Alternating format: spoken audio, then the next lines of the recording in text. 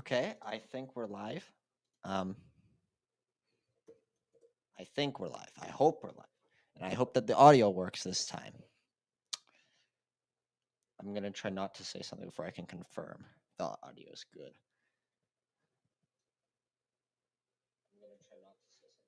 Yep, okay, audio looks good.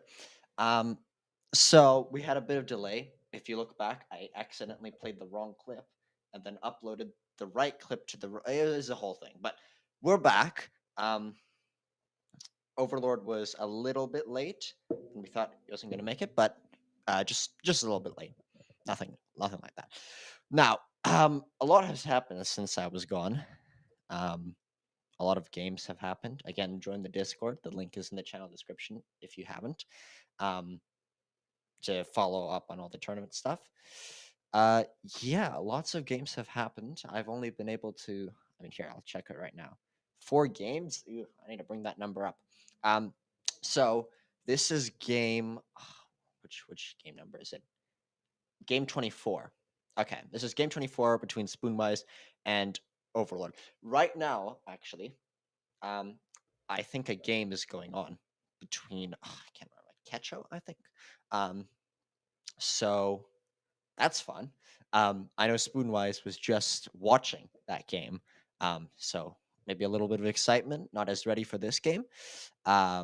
So that was it. That looked like an absolutely insane game. I joined in for like the last 2 seconds, and I mean, it was the attack on the base. So definitely interesting. I wonder if that one was being recorded or streamed because that looked very interesting. But we're here. Um, it's been so long. I don't know what to say. Both players, I'd say, very good. Spoonwise obviously helping host the tournament. Founding actually the idea of the tournament. Which was always very fun. But he's an excellent player. We played together like a little bit after my first game, and yeah, no, that did not go well. Both players previously played Rebels in the last game, so and both players obviously lost because they're in the lower bracket. If you look at the title cards from the beginning, you can see who each of them played against and as. So Spoonwise lost to Cammy, pretty good player, and Overlord lost to Grantus. Yeah, Grant is a very good player from what I've heard. So losing to very respectful people, if I may. Um, let's talk about setup here. Definitely very standard setup. Looks pretty normal. Yep, Solus, Mustafar, a bit of a condensed one, but with Salukamai as just an isolated point in the Empire, if I may. And yeah, again, standard 3 troops on Utapau with a transport. I get that. This is standard stuff. Now, Vader and Tarkin on missions, not a standard. Normally, you just throw an R&D or a rule by fear, but False Orders is gonna cancel that, so not going to be a concern. And there we go. Maybe I just bring the bad luck to the streams, but establish trade relations on turn 1. Literally the first mission played, I think. Yeah. No, not the first mission. Well, this isn't a mission, but yeah, so not very good. Not very good at all. Yeah. Oh no, Leo was put on to establish trade relations. So I can imagine that. I think, like from what I've seen, Spoonwise has always been a bit more of a rebel player. Which, I mean, playing Empire, this is the elimination game. One of these players is not going to make it up. This is going to be their final game, and it's unfortunate that we have to do it this way. But we thought double elimination was the best format because everybody's guaranteed to play at least 2 games. Some players, obviously, if you go to the finals, you're going to play maximum like 20 between 20 and 30. I mean, it stacks up quickly, especially when we hit the best of 3. But this is just best of 1 between both players. So this game decides it all, which makes it more exciting to watch. What's not exciting is that we're on the ultimate mod. so I can't see anything, and you can't see anything. There's a bit of a debate going on last time. Join the Discord. Join the Discord. Um, yeah, there were a couple of people in the stream earlier, but then, yeah, then I messed up with the playing the wrong clip, and that's why I had to like pause the stream, like pause, aka turn the screen gray, so I could upload the right version, which took some time. But in the end, it actually worked out well because um, Overlord was a little bit late, but no trouble. So anyone just jumping in, established trade relations played on Utapau. Just my luck. Vader was on a card, but False Orders was played to cancel it. Have some infiltration and obviously build alliance. So it's been pretty rough. Palpy did cancel the build alliance in Geonosis, which obviously great. But what's not great is the trade relations. Our most desperate hour. I mean, rarely do I see you pull anything else. Maybe the Moncal card, but not in this case, especially with Salukamai. So definitely makes sense for established trade relations with Leia. I'd say a pretty rough start for the Empire. I mean, there is no other way of putting it. While both players are descending their missions, I played my 2 games and I was knocked out. The second game, I have it recorded. It was between me and Melly Mega, which I think her game is coming up as well a couple of days from now. Might be able to stream that one. It was a very, very close game. Lots of ups and downs. I hope and pray that I put the effort in to turn that into a video because that was a good game. But I mean, I know what Wombat, which by the way, link in the description to his channel, was saying about editing videos. It takes time. It takes a lot of time. Exams are coming up as well, so maybe I have to delay it a little bit later. But I should turn that into video because that was a good game. But yes, in the end, I was knocked out of the tournament.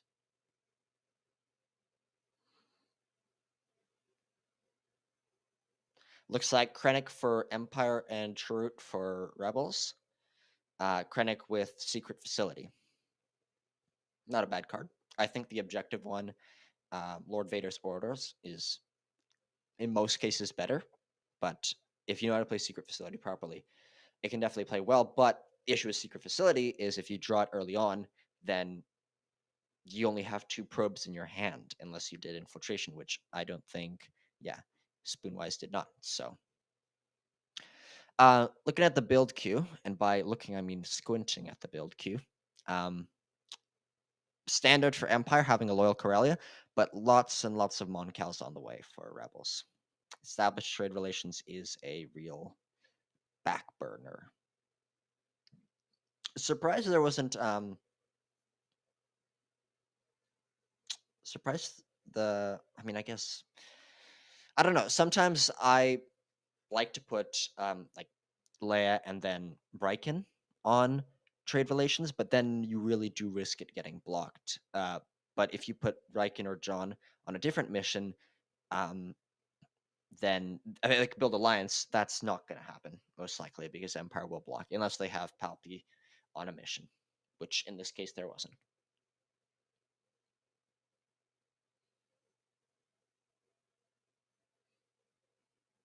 I forgot to put up a poll.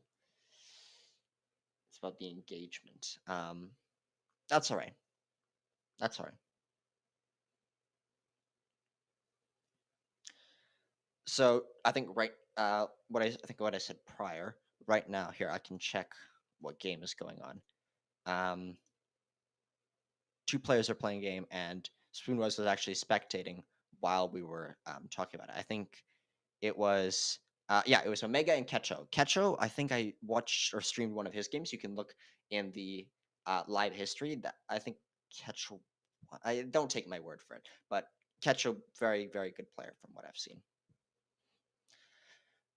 Maybe I should put up a poll because it's something nice to talk about. To go into the studio and all that.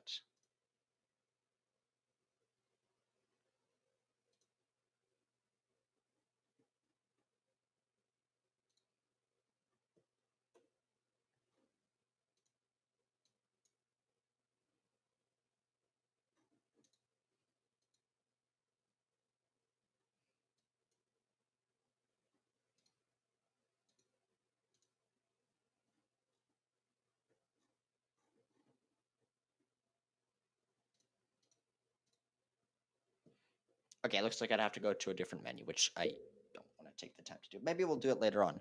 Okay. Um, this is a pretty standard move.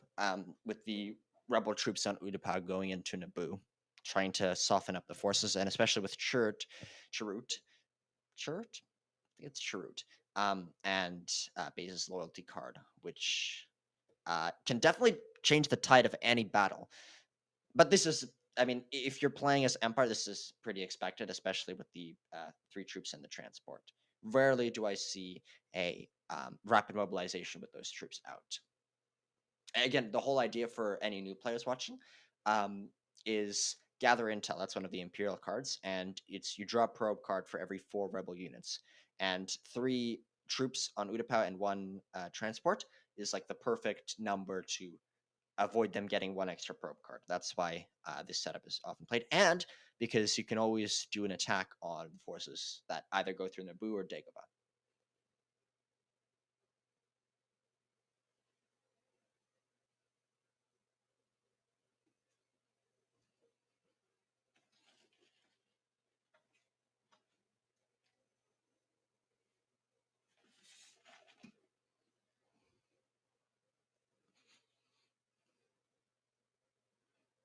So far, still looks in favor of the Empire, but who knows how that will change.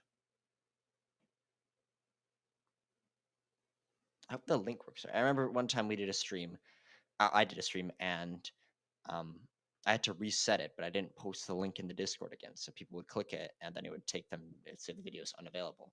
So hopefully that didn't happen again. Pretty nasty roll for rebels. That's gonna do some damage to Spoonwise. I mean, rough start in general with um, established trade relations and this early attack with Base's loyalty. Um, Krennic's card is not as good. Krennic's secret facility, as I mentioned before, you take a probe card, but right now in the early game, you only have 2 probes. So unless those are probes that you're looking for, then look pretty decent. I don't think R-Wise would take them. So decent in this position, I'd say would be Tatooine, Hoth, and or just anywhere that's a bit isolated where having a bunker and a trooper could be useful. Not terrible roll from Spoonwise, but I mean it's fairly average. I'd say fairly average.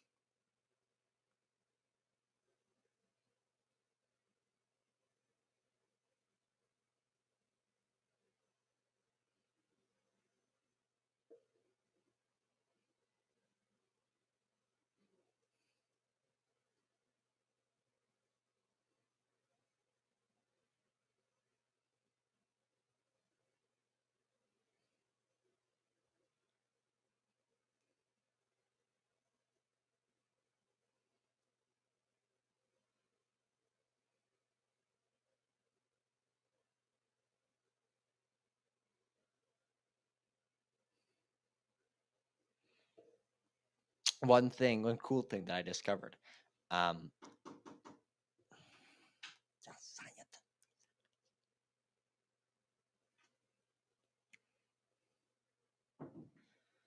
sorry about that. One cool thing that I discovered with um, Ultimate was, oh my goodness, what was I gonna say? I'm seriously blanking right now. Wow.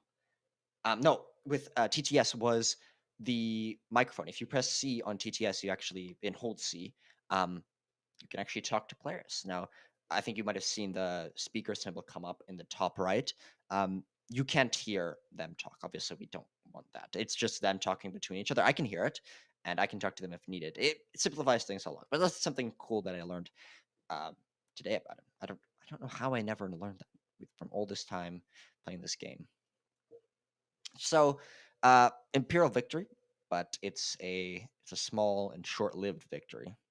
Interdictor in Corellia. Now, for Doobs watching, for example, if he is, he knows how much I'm biased to interdictors. I like them way more than I should. Let's put it that way. Um, I think they're very, very good units. Their tactic card is amazing, and that ability to just defend the Death Star is superb, if I may.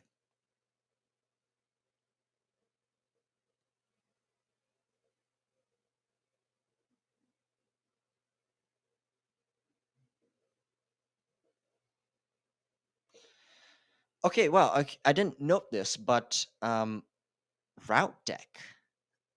Spoonwise is playing the route deck. That is abnormal to say the least. This is one of my favorite cards actually in route deck, Stolen Intel. I mean, just to read through the card, it's very, very nice.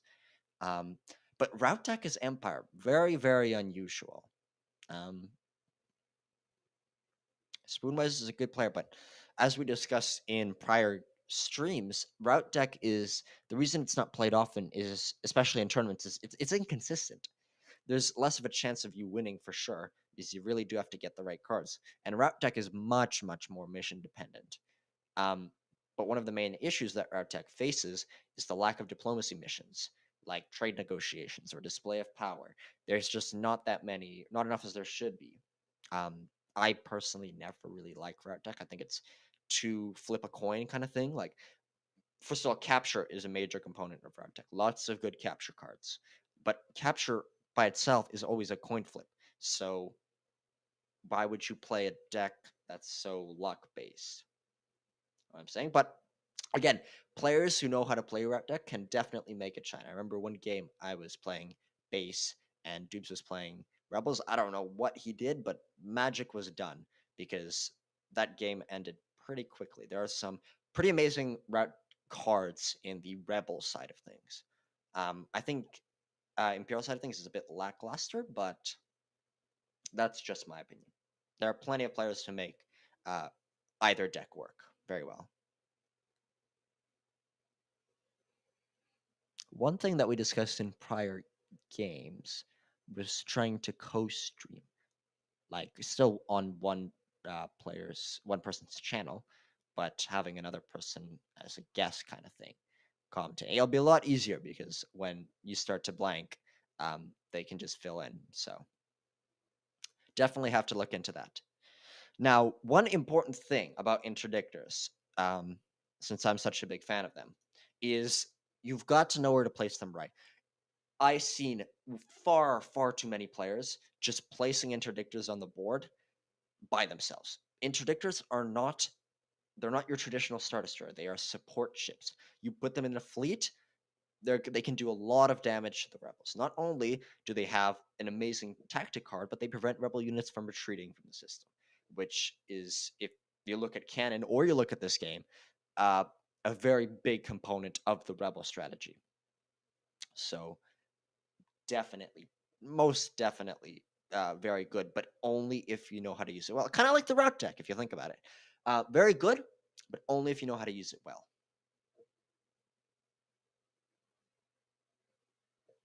And I just mentioned this card, support of the Moncal. This has just been a brutal game so far for Spoonwise, and we're only into turn two.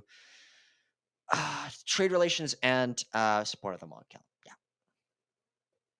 not good. Not good to be sure. Regarding my game, obviously it was very close against Melly Mega. She was playing Rebels, I was playing Empire. It wouldn't have been as close if I was playing Rebels, that's to be sure.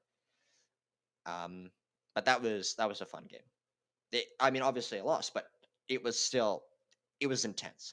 Which it's always like you will play games where on turn two you already know you've lost, and then you begrudgingly go through it. But there were so many ups and downs. There were so many moments where I was like, yeah, this game is lost. Then oh wait a second, hold on, this game might be won again. So absolutely amazing game. That's why I want to commentate that one and edit it down so much. But it is over 3 hours of footage that I'd have to cut down. Like you look at the past streams, they've only been like 2 hours 30, 2 hours 40, 2 hours 50, I think there was. But over 3 hours, that's a lot of editing to do.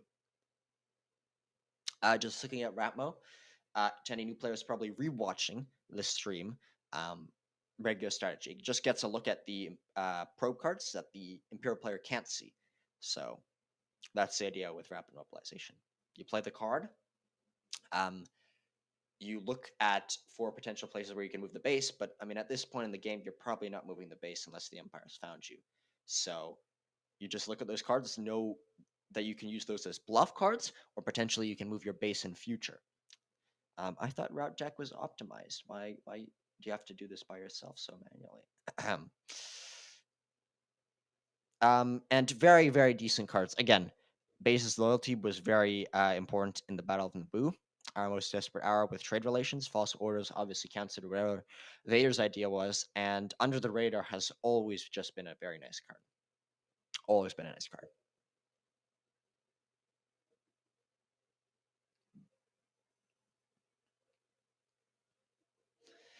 Imperial deployment pretty sharp with the interdictor.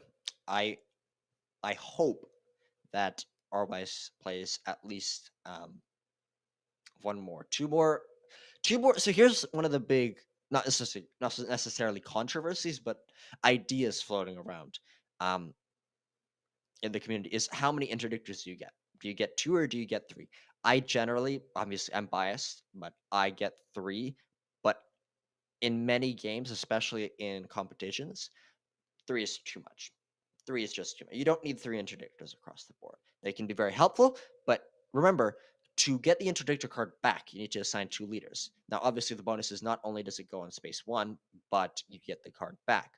If you assign one leader, it goes in space two, and you don't get the card back. So there's much benefit to putting two leaders. But if you put two leaders again, it's a lot of leaders that you're frankly wasting on missions, which isn't always the best. So that's one of the big topics floating around. Let me know in the chat what you guys think about that.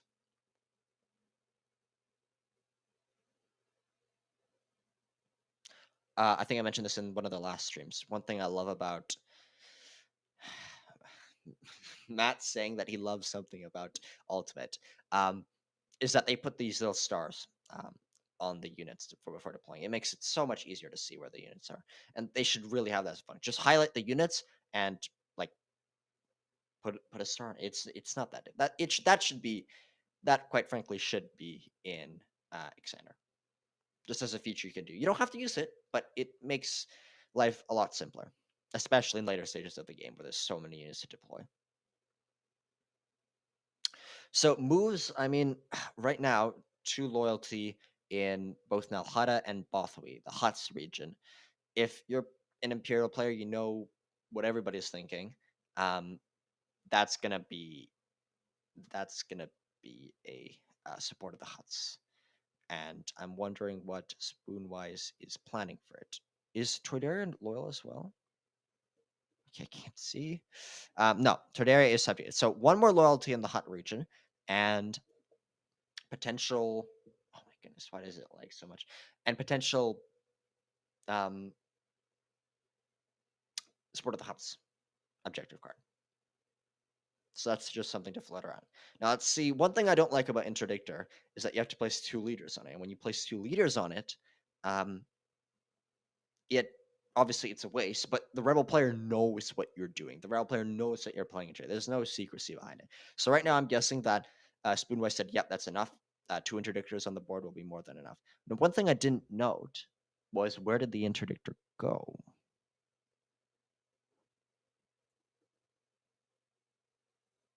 Look at Ultimate being very nice with me. Not letting me see where the interdictor is because it's so bad. Moving on. Here's the interdictor. We're over Toydaria. Now, this isn't bad. I know what I said previously about how keeping your interdictors defended, but this is by far not bad. Having a Gazant, not a Gazant, AC. Gazant is the cannon way in Rebellion. They're called assault carriers. Having one assault carrier defending it is very good. Now, using the interdictor card here could be quite an issue. Now, you see the power of it. Not only do you hit the spacebar, not only do you cancel a card, you saw it there for a second, but you get to play an additional card. You cancel the Rebels player's card, and you play your own card in addition. I mean, come on, what more can you ask for? Very powerful card. Very powerful. Because, and yeah, this was initiated by this was initiated by Rebels. They're rolling first. Overlord should have seen that coming, quite frankly.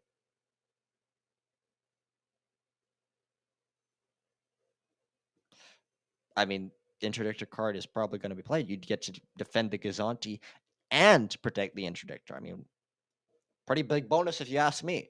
So, not a good, in my opinion, not a good move in Toydaria. Sabotage building the last interdictor. Um, we'll see where this one goes. In Troidaria was interesting. I mean, I'm glad it's not naked and it's still defended by a AC. But here we go. Okay. Incite Rebellion going on again with an AGSC and tank and a trooper. I mean, if you ask me, this fight should go pretty smoothly on the Imperial side.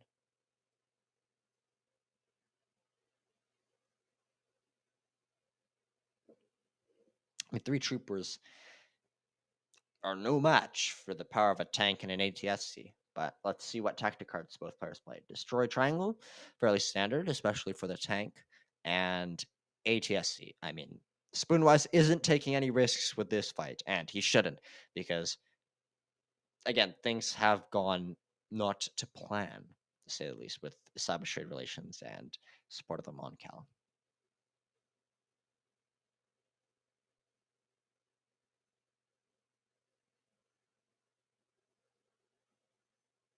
I'm just watching the stream on another screen. Like when the players move, like the dice and the units and roll all that, it looks perfectly fine. But as soon as I start moving the camera, it's I don't know. I don't know what the issue is. I've had to deal with enough issues with YouTube and streaming software and so on. So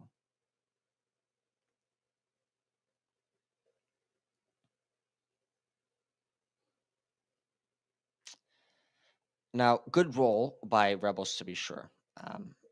So looks like this ATSC is dead because it can't roll enough heals to win. But it's like a shoot kind of thing. Both kill each other. Which, if you look at it, it didn't look like that was going to happen. But with the right cards and more importantly, the right dice, anything is possible.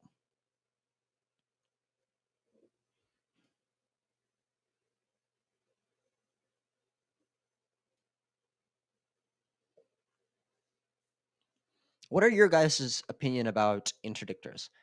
What do you prefer, interdictors or superstar destroyers? Um, I personally always preferred interdictors, but over my rebellion career, I've started to understand the superstar destroyers. I mean, in the movies, they were like unnecessary. They were unnecessary. They did not need to be that big. A Star Destroyer was more than enough. But in this game, yeah, Star Destroyers are not enough. Super Star Destroyers, they're still Moncals can put a decent fight up against Super Star Destroyers. So that's why interdictors are so good because the only reason Moncals are powerful, Moncal cruisers that is their cards. Interdictor more sad, or sorry, interdictor more as Superstar Destroyer. I couldn't see me so far. Yeah, again, it's a pretty big split in the community. I'd say in general, it's more like 70-30 for Superstar Destroyer and Interdictor because the power of Superstar Destroyer should not be underestimated.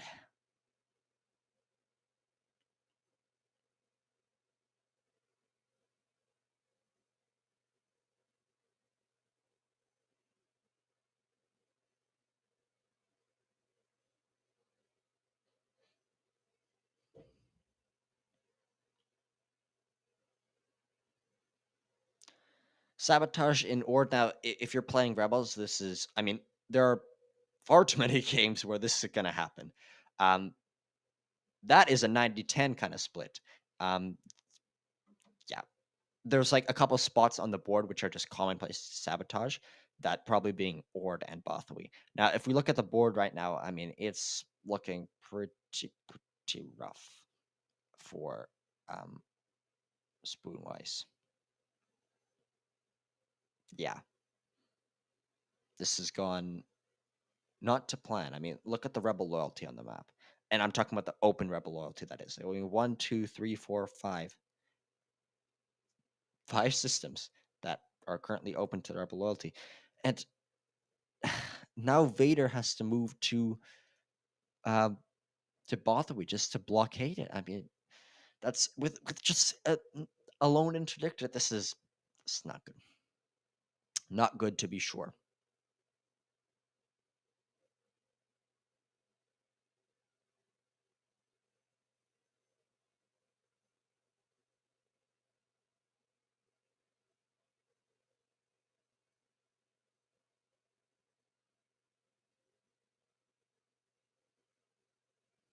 Yeah, interdictors are very expensive for leaders. That's one of the reasons why um, they're not very good or not seen as very good because not only can they be flimsy, this is the perfect example. I mean, the ground force was lost in Tardera, so you can't subjugate these systems, but you've still got to block Nalhutta and Bothawi.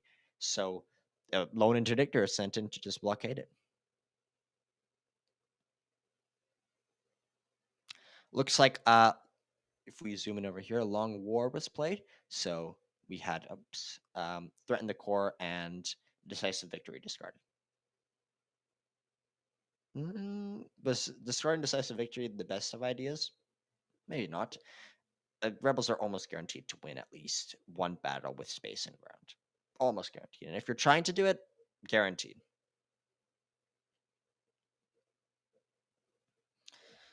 Taking a look at the board going into turn 4, we are speeding by very, very quickly. The stream has only been on for an hour, and when it comes to the actual talking and commenting and so on, it's been even less. So yeah, going by quickly to be sure, but I'm expecting things to slow down a bit as we get further into it.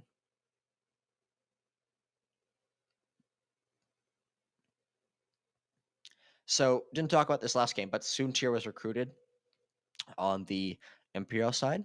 Krennic we already talked about, and Andor was recruited. Andor, no, we did talk about Andor because we talked about Under the Radar. But Soontir, uh, Soontir, you only recruit Soontir with her 4 TIE Fighters card. You're not gonna. We all know. Soontir and Yularen's card. Nope, it's the worst card in the game.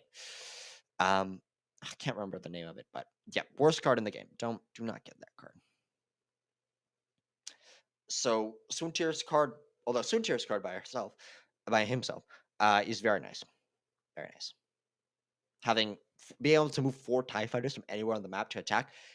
I mean, it's obviously not top tier. Also, is always the best Imperial recruitment card, but Soontir is always on the list. So it looks like Jabba from Empire. I think I talked about this before, and Luke from Rebels. Jabba is not one of my favorite leaders, to be sure. Yeah, Jabba. Jabba's too gimmicky for my liking. For at least one of his cards. His other card is okay. His other card is increase the leader capacity by 1, but that's probably not going to happen because, I mean, you're not going to recruit many leaders. Actually, then again, we are playing route deck. Empire is playing route deck, so maybe we do increase the leaders. Fair point. Now we should talk about Luke. Why did Overlord recruit Luke? Well, it's pretty simple. Lord of the Dark Side was just discarded. Yeah. So what's one of the big threats with discarding Lord of the Dark Side? Because now you're giving the rebels the opportunity to recruit Luke, and there's no fear of recruiting him. Because one of the big reasons why, and we talked about this a lot in the Discord, join it in the channel description, um, is Luke is such a risk, especially in tournaments where you want to minimize the amount of luck and risk going into it. That just do not recruit him. But this case completely makes sense because Lure of the Dark Side is discarded. I generally don't like to discard it for that exact reason because it's good to keep it as a threat. And this is why you should always, as both an Imperial and Rebel player, pay attention to what cards your opponent discards.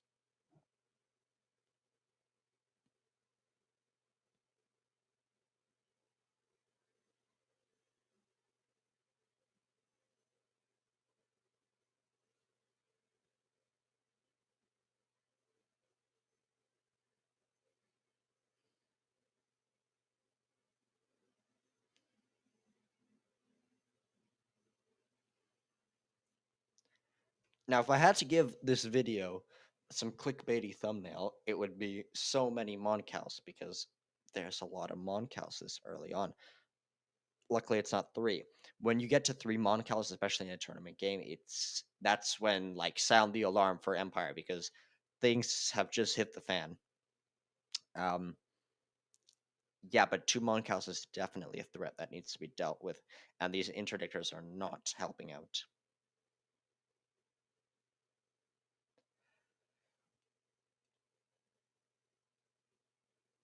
Looks like some of the Monkels and Nebulons going into Kashyyyk. And a Y-Wing in Geonosis or on the queue? Looks like on the queue. Never be shy to leave things on the queue. I remember I was playing a game against Dubes, and one of the tips that he left me is I was like 1 to 2 turns away from discovering the base. Basically, it's not guaranteed, but I mean predictable. Like you could see that I was going to discover the base at some point. But I deployed my Superstar Destroyer in Geonosis because it was either Bryloth, Tatooine, or Ilum, I think. That was my options at the time. But the base turned out to be Ilum. You can hold back. You can hold back your Superstar Destroyers. You can hold back your Interdictors. You can wait until the right moment to then deploy the best units possible to crush the Rebels. That's one big tip that some Imperial players or Rebel players never get to. You can hold stuff on the queue, and it can be quite advantageous.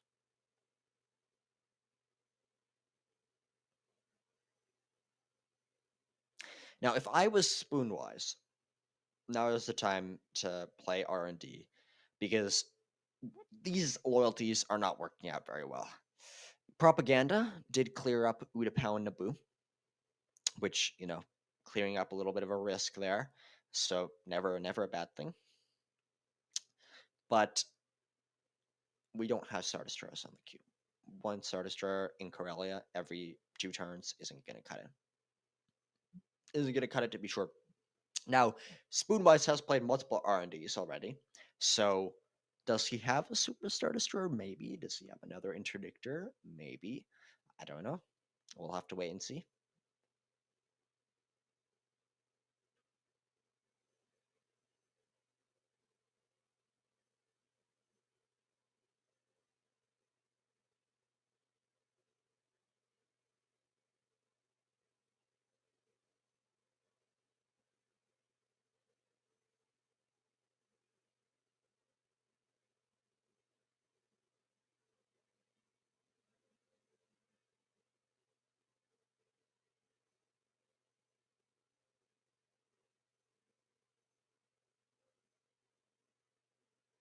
Tarkin and Vader on mission.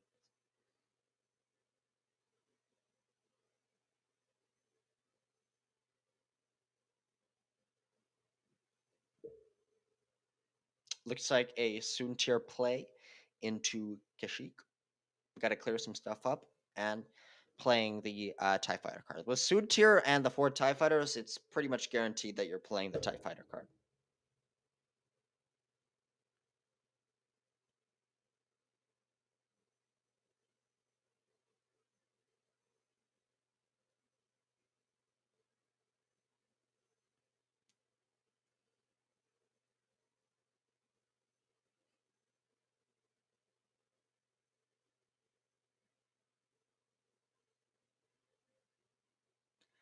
Very good roll from R-Wise. Let's see if it gets better. It does not. Ooh, that's rough.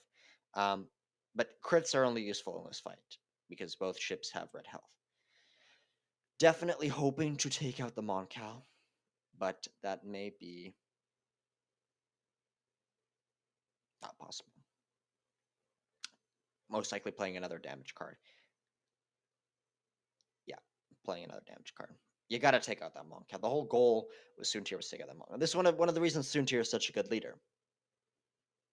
Would recommend. Good service.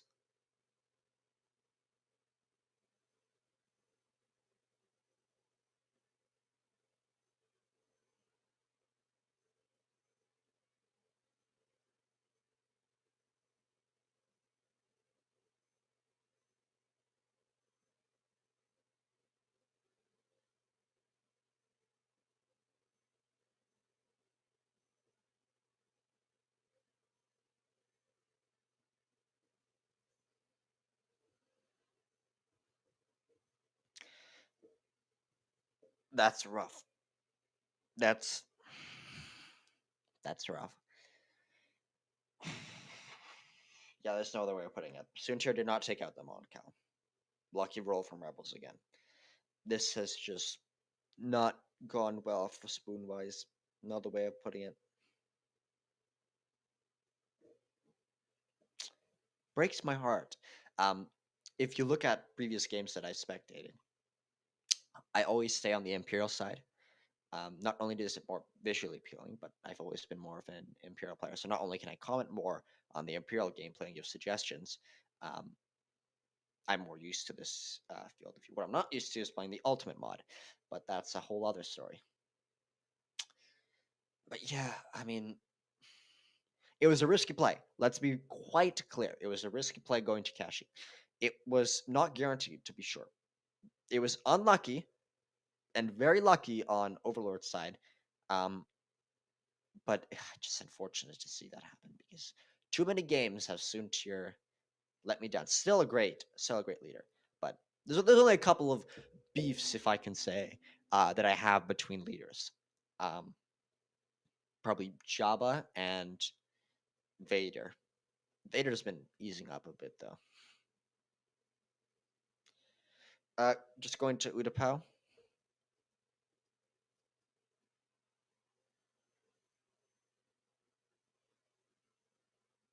What is that like?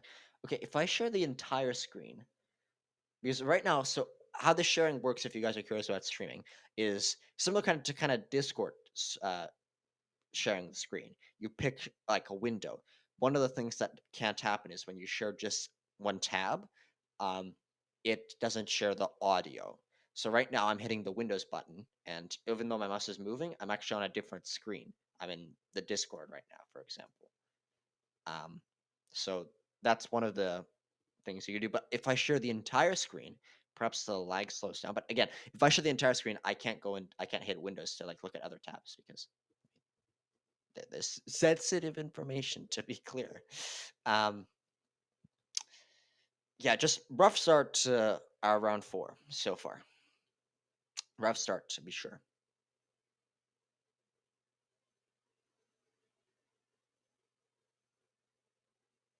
Not much coverage on Rebel base, and oh my goodness, Yoda getting training. Not Yoda getting training. Luke getting training from Yoda. That's upsetting. So think about it this way. Now Luke might have 1 in a million. Ultimate plays a bunch of audio effects, so that's why I might pause every now and again. Um, we don't need sound effects. We're all adults here. Come on. I should stop hating on Ultimate. Maybe that's why the viewer count is going down. Luke getting trading from Yoda and potentially having a 1 in a million. So the Death Star is under threat now. No interdictor so far on the Death Star. It's still on the queue. Or no, was the interdictor placed on the Death Star? No, Shield Bunker was, but guys, one Shield Bunker is not gonna cut it. There's too many Rebel cards that can get rid of it. I, I remember one time I had 2 Shield Bunkers on the Death Star, and even that didn't cut it. But that was just me getting unlucky. He had Madine's card, and he played a Sabotage, and a Subvert. Like it was just a mess. Just a mess.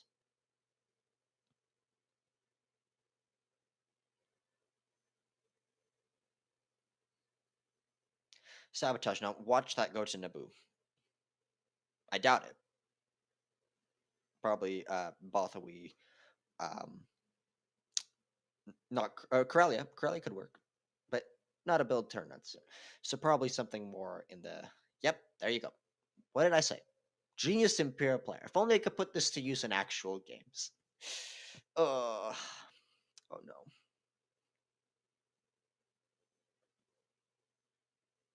Sabotage though, not destroy the ship bunker, which makes sense. I mean, we're not planning yet to do anything, any shenanigans. This is one of the things that I don't hate. Because obviously, I love this game. I'm streaming it. I mean, for God's sake. Um, one of the things that I don't like about this game is there are so many games that I've played that from turn 2 or 3, you know that the game is lost. There's not much you can do. And I mean, I hate to say it, but this is definitely looking. If I was the Imperial player here, I'd be pretty down.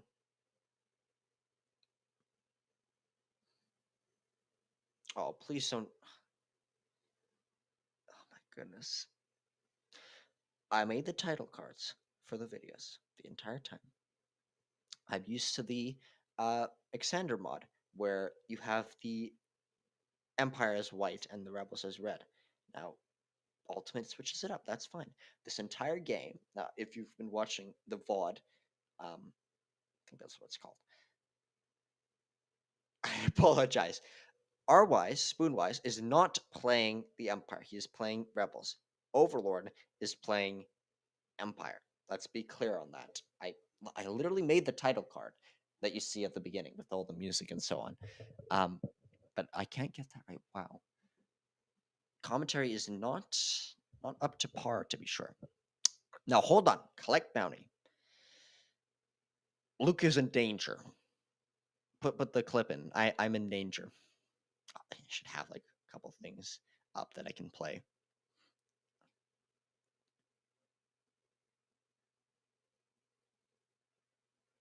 Jabba blocking build alliance. This is most likely to play Jabba's ring card. See on the side here. And Jabba failed to block. I'm expecting. Not the most diplomatic guy. Never understood why Jabba had 3 diplomacy icons. I mean, Unga Bunga. I mean, I'm not trying to be alienist, but I mean, there's not much diplomacy to go around with Jabba. Never mind intel gathering.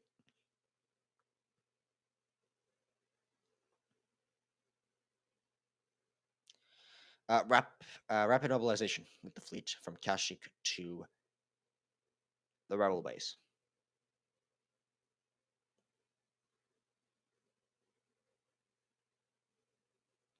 And we have another objective card being scored, being popular support. Yeah, this is just rough for Overlord playing Empire. Overlord playing Empire. To leave like a mental note there. I did this for the entire game, almost an hour now. I've been commenting that Overlord was playing Rebels, and ROS was playing Empire. Nope, nope. That's just me. Now watch Spoonwise rewatch the stream or either player, and this entire time I'm commenting that, and they messaged me like, "Hey, why'd you say it like that?" Like, "Oh, just finish the stream." Yeah, I eventually catch on, and obviously that being a brutal objective card, raid outposts, not brutal as in the sense of it's gonna have a big impact now, but in the later game when they start cleaning up these objective cards, or sorry, raid outpost markers, it's gonna get pretty rough. Especially for it's especially rough for Empire when you still have so many planets that you haven't gone to. Later in the game, if this card is gotten, there's a bunch of different remote planets that you've been to that you know are clear, that you know the surrounding planets are clear. But right now, there's only one planet that Overlord has been to, that being Endor. So now he has to move to Tatooine, which is not fun.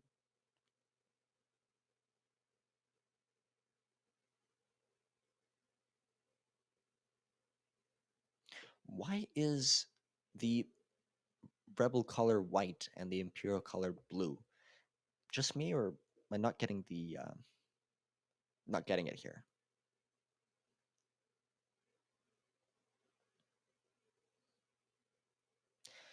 Piet recruited for Empire, and let's see how I can. I'm gonna move. Maydeen recruited for Rebels. Standard.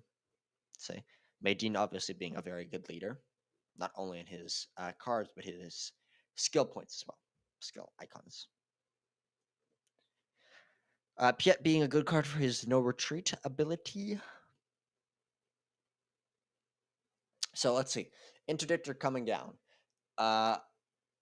Unfortunately, there's not many places that I put it other than the Death Star, probably, because Death Star is very, very, very weak right now, and you don't want another thing running around defenseless unless there's already an interdictor.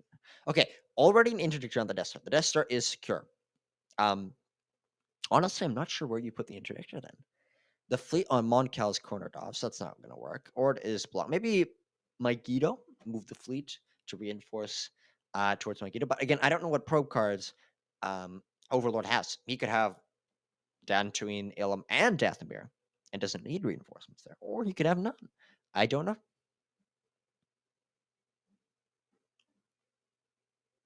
I just don't see where it could be much use. I doubt the base is on Hoth because Bespin would have been sabotaged earlier, or at least loyalty gotten.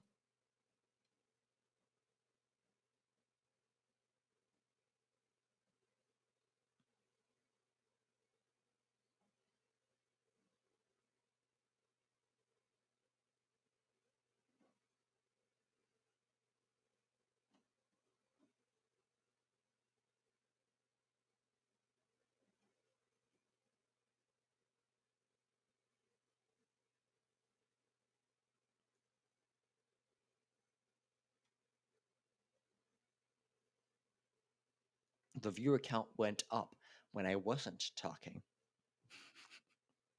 Ironic. But no, people are probably just tuning in. Uh, if we go over what's happened so far it's been a fairly good rebel gameplay to say the least. Lots of Moncows, lots of sabotage, lots of open loyalty. Now, on Ultimate, it doesn't show the players when a system is blockaded, making it even harder. But there is an assault carrier there. If you just squint in and use your binoculars, there is an assault carrier blocking Nahara. But even with that, there's still so much open rebel loyalty on the map. Objective marker is just waiting to be taken, and plenty of objective cards being scored already. These two were not scored. This was just long war.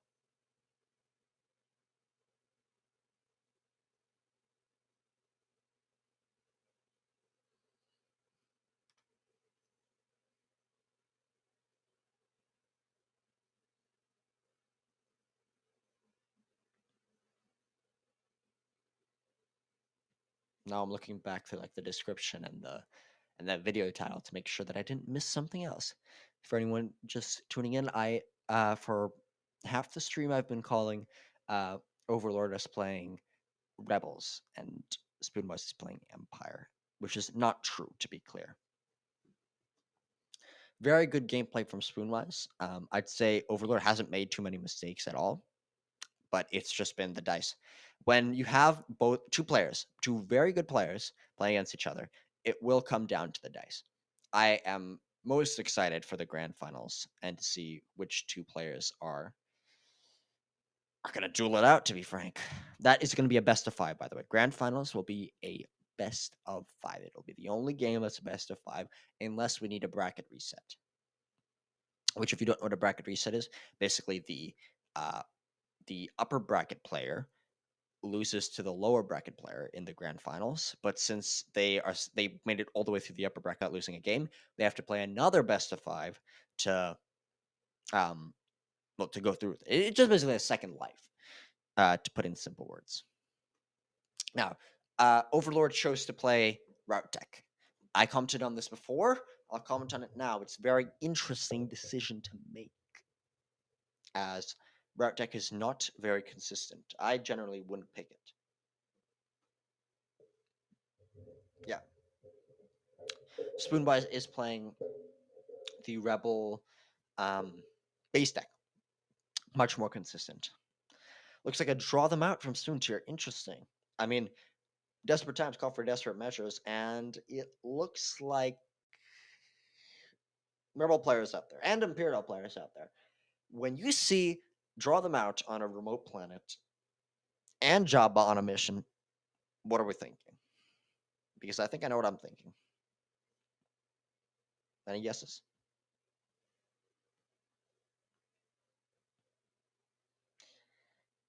Right now, we are witnessing the attempt to kill a leader.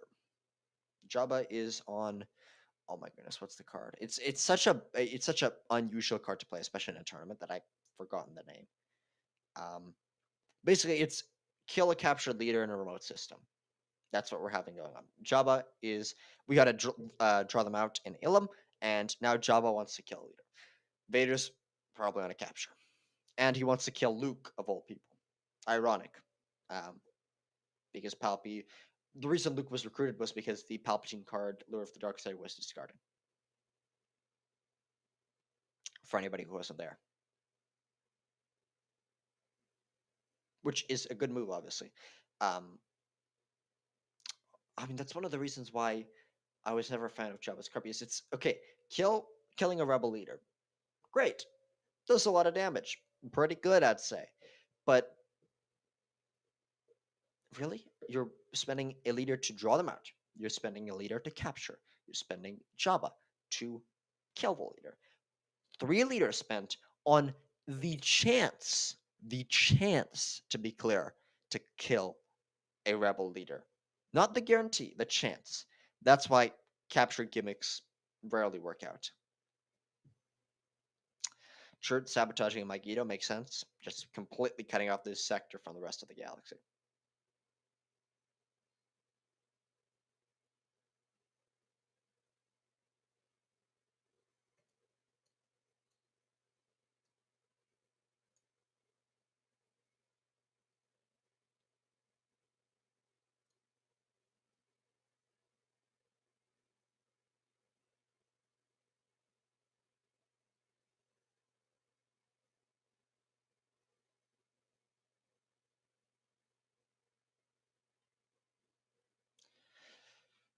And Rebels gaining loyalty. I mean, this has been a series of bad events, and building alliance in Mandalore is just another nail in the coffin for the Empire. And again, as an Imperial player, when you play as Empire, and we discussed this before, there are some rebellion games that you play, and by turn 3 or 4, you already know you've lost. You already know that it's over.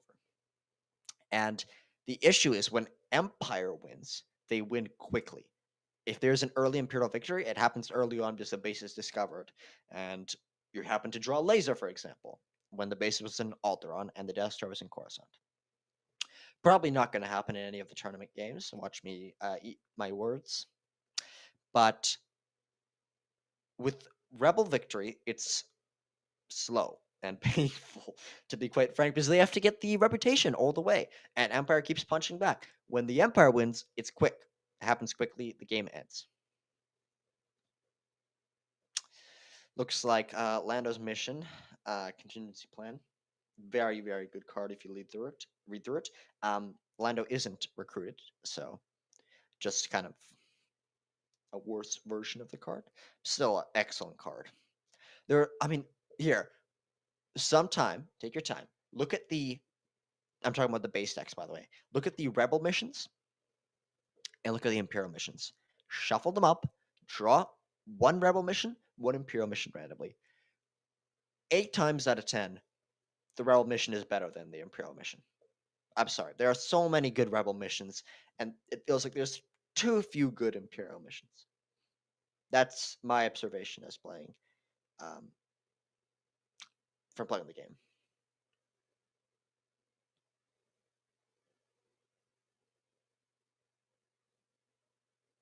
But then again, maybe I have two controversial opinions, like making fun of Ultimate. I shouldn't be doing that. Another Incite Rebellion. Let's be clear. Another one Incite Rebellion has already been played, and another one that is a lucky draw. Lucky draw. Let's see how this goes.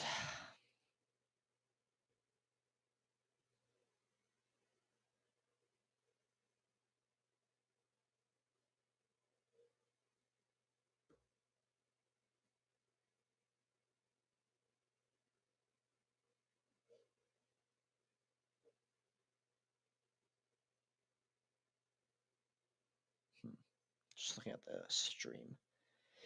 Okay. Flipping the combat isn't R-wise or Spoonwise. He is instead stacking units, oh my goodness, stacking damage on the bunker with the armor position card. And just preventing heal is, oh my, I called him again. Overlord is playing the bunker card. Spoonwise is playing the Rogue One card to stop healing. I did it again. Did it again. Maybe I should just say Empire and Rebels, but then there's this engagement.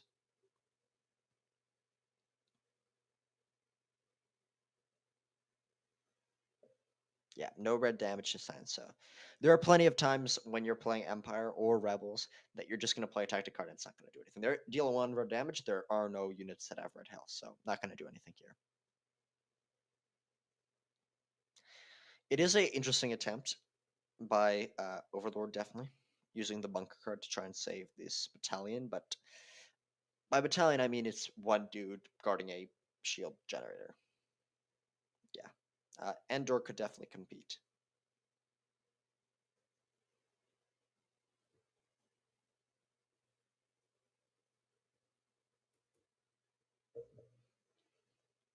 Like, look at the lag there. But look, I move my mouse, but it's perfectly fine. I don't understand. Yeah, look at that. There's some stream delay, but wow, wow. My luck? I don't know. So far, I mean, it's 4:45 EST. Um, yeah, this game has gone on pretty quickly. We're already on to round 5 and almost starting round 6.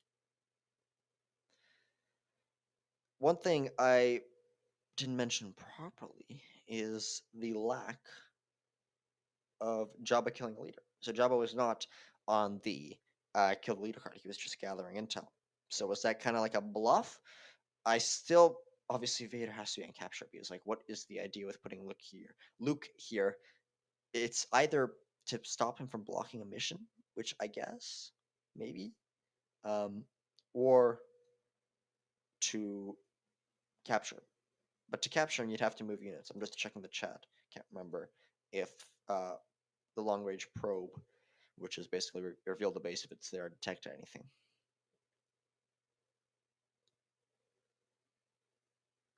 One of the things that I don't like about long range probe is if you get it wrong, if say the base isn't on Dantooine, um, then now the rebel player knows one of the probes that you don't have.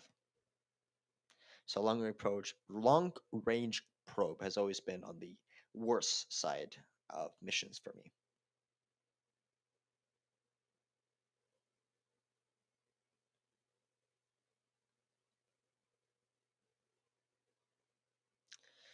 Grouping the forces up in no, not grouping the forces up, because there are leaders blocking movement in Bothwell. So I mean, there are some plays that you can see made that it's like, yep, that's rough. Um, Having the assault carrier and one TIE fighter blocking uh, Nalhada and Toydaria. Oh, it hurts. It hurts. Spoonwise definitely very good rebel player. You know, one of the strategies that's been discussed is so the sides for the sides. When I say sides, I mean rebels and Imperials. The sides were randomized for the first games, but after that, they are not randomized. They're just how the bracket looks. Um, so if players want to stick with the sides there, that's perfectly fine. If they want to randomize it, that's perfectly fine. Up to them. But one of the things that I've seen floating around is if you're not as strong with uh, rebels, but you know that your opponent is very, very strong with rebels, then potentially you play rebels, even though it's not your comfort side. Um, it's potentially allowing you to have more luck to win. Now, I'm okay to say this because I'm no longer in the tournament, but if you wanted to play me, you for sure play Empire because as rebels, I kind of like a chicken with its head cut off.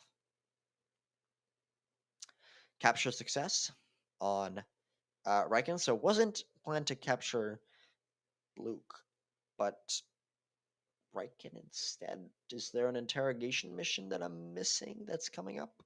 Could be Yularen, could be Homan Beacon, I don't know. Could just be a capture for fun. Ultimate, why are the leaders like this? Why isn't Piet standing here? I don't know.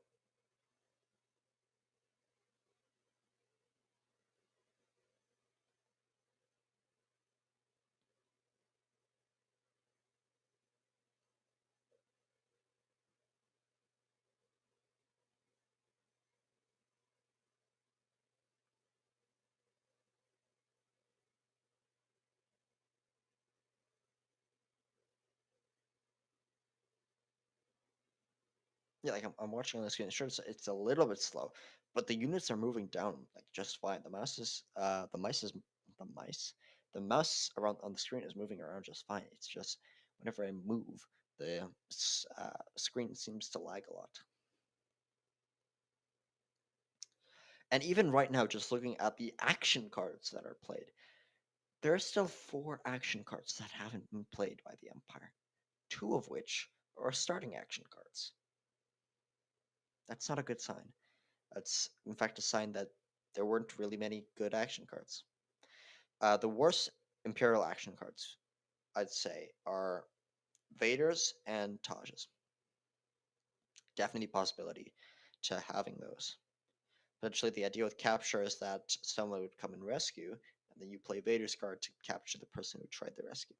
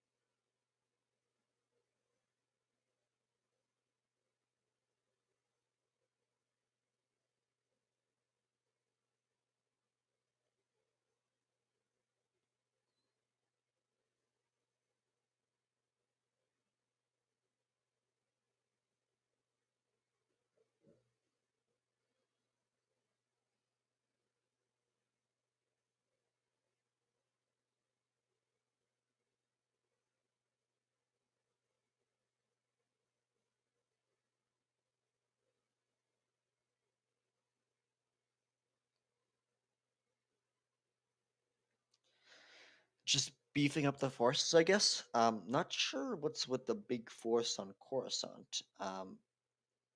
Threaten the core definitely a option, but like there's interdict. Oh my goodness! I'm sorry. I'm sorry. Can't keep lashing out on Ultimate, but I cannot see what units are in Kato. I think it's an interdictor, a striker, and a tank. I mean, come on, people. Come on. But yeah, not sure about reinforcing Coruscant. I think it's pretty safe so far, especially with the Star Destroyer Lord.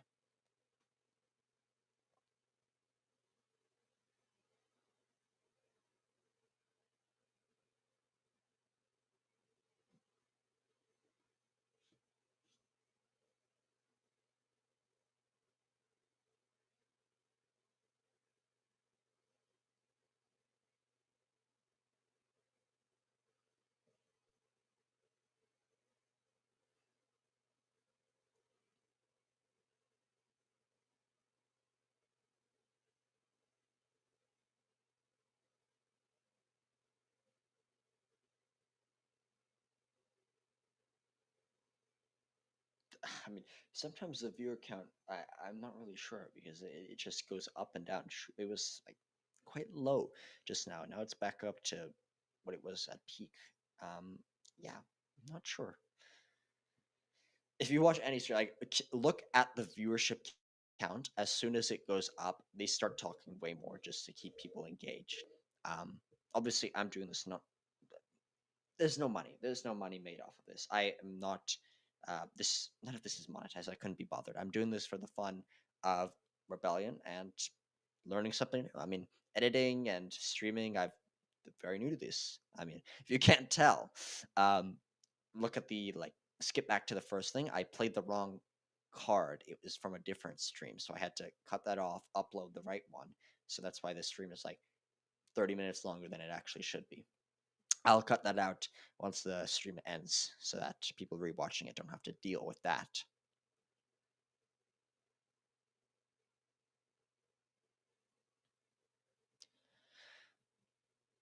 What we were talking about last time, one of the metrics that you can use for uh, seeing how the game is going for either player is seeing what cards they have, specifically action and recruitment cards, because 4 of the action recruitment cards haven't been played by Empire, but all of them except 1 have been played by Rebels. I mean, are they banking it up for a major attack? Perhaps. Or are they just not get good cards? That's definitely a possibility as well. If someone was watching the previous game, let me know in the chat how that went. I think that was between Ketcho and I can't remember the other person, but let me know how that went because lots of games are happening both today and tomorrow. So lots of stuff to document. One of the things that I noted in the Discord, which again, join in the channel description, is that on the title cards, one of the games was off. Like one of the games had already been played, but it wasn't listed as been played in the brackets. Much simpler when it was only round 1. But again, if there are any players who have a game coming up or are rewatching this video and have the game uh, again have a game coming up, planning the game ahead of time is makes it much likelier that someone will stream because I mean there have been plenty of games which is like, oh yeah, we're going to start in 5 minutes, which I have no issue with that. Go with that, but streaming is only going to happen if there's at least like 1 or 2 hours of warning. For example, with me, I make title cards and I put the music and so that takes editing. It doesn't take much time, like let's say 30 minutes maybe, but it takes time to do that. And game starting 5 minutes is not enough time. And even this one was a little bit delayed.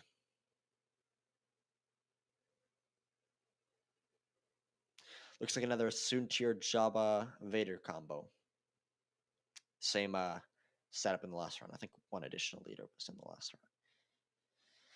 Rebel base, still have no idea. And I jinxed myself. I'm sorry. That was way too convenient. I can't be the only one who thinks that's convenient. Rebel base still not found, and the rebel base is revealed to be a Nalhada. I'm What is going on? Maybe I do bring some kind of curse to the game because that was way too convenient. Rebel base not found. Oh, there we go. It's revealed. Wow. Okay. Rebel base in Alhada. Unconventional base to be sure. A surprise to be sure, but a welcome one. I mean, definitely a good option. I don't know. Would Kessel be better? I guess not, because Kessel was next to the Silicomai fleet starting off. Interesting move to the reveal the base. The base is being revealed, if I'm not mistaken. Can I look through that in Ultimate? Yes, the base was revealed. Interesting on why. Bait? Potentially moving it? I don't know.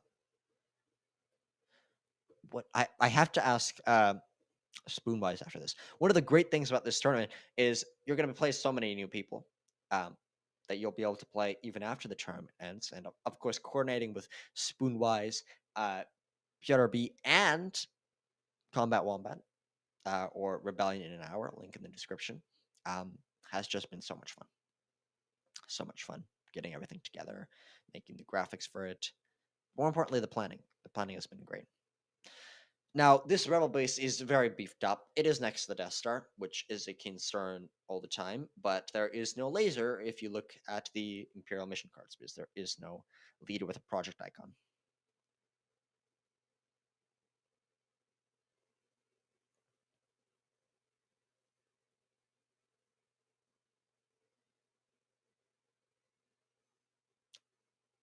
If you look in the bottom left. No. No. Yeah. I mean, Rebellion is one of those games where every single time you play, you're going to learn something new. You're going to, I don't know how you get into these questions, but they happen. They come up. Like, can you do this?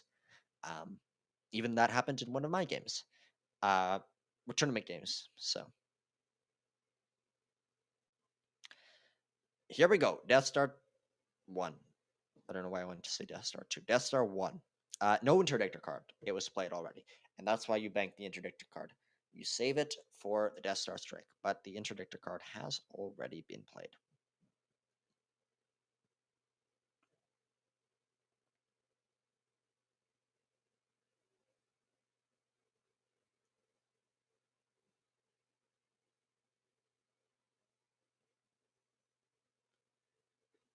But with Taj, perhaps not. So Taj was one of the action cards. Redrawing some of the space cards. I don't think you have to show which cards you redrew. So doing a favor, I guess. Not sure. Um,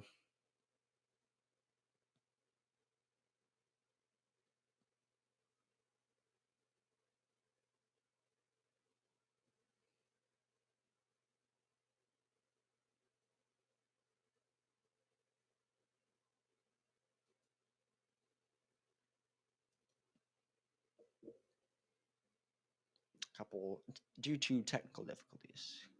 Just a couple. Don't know if the microphone picked that up, but race car.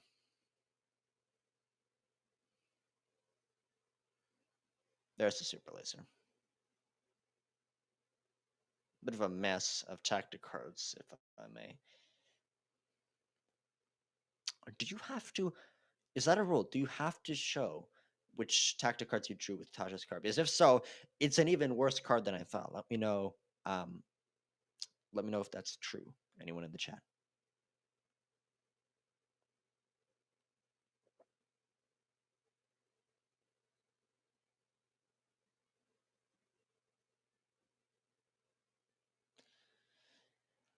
Cancel the cancel.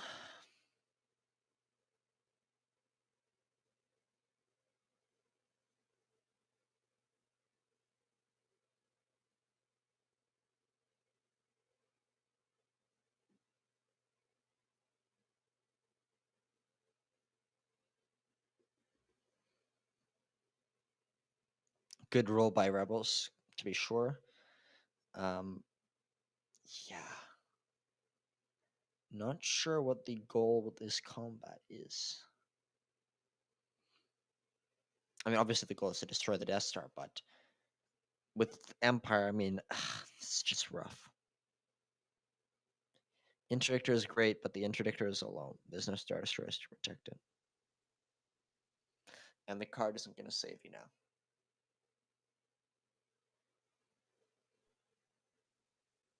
I mean, this is quite frustrating on my end, but why does the Corvette have the ability to cancel the card?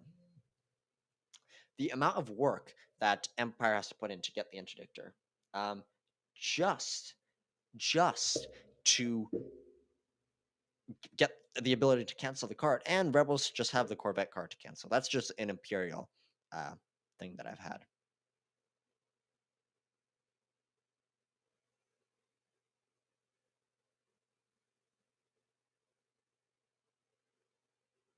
Lots of damage to the fleet. Great roll by Empire, to be sure.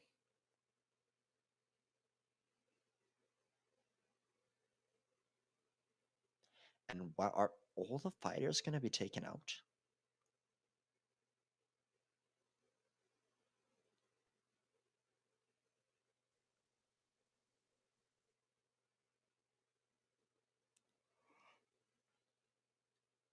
Yeah, good. Look in the bottom left. Good roll, to be sure. Um, that was a change of events, to be sure. But like, come on, uh, so many things have gone well this game for Rebels that, I mean, you gotta give this one to the Empire at least. But yeah, very, very good roll. Lots of crits, lots of hits. More crits than you needed, quite frankly. Hits and crits again, but I mean,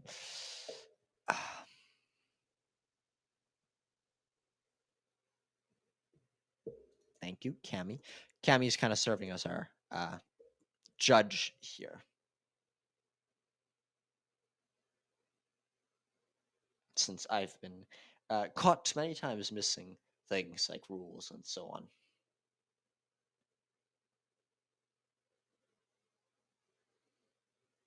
While both players are just finishing up ground combat. Um,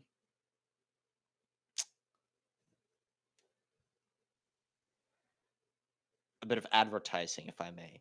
Um, we have Spoonwise's channel in the description. We have Wombat's channel as well in the description. And the music at the beginning of the title cards is also in the description. Um, Spoonwise, definitely check out some of his videos because some of those games have gotten pretty crazy. Commentary, it goes kind of in and out. Obviously, on the videos, there's more commentary. On the streams, it's, I mean, try this. Try to commentate a game while you're playing it.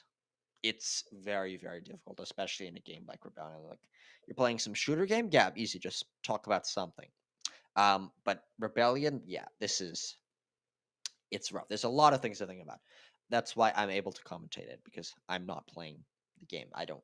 And if I so previously, what I've heard is that streamers were able to see the players' cards, and that's why we don't have that because obviously cheating is a thing.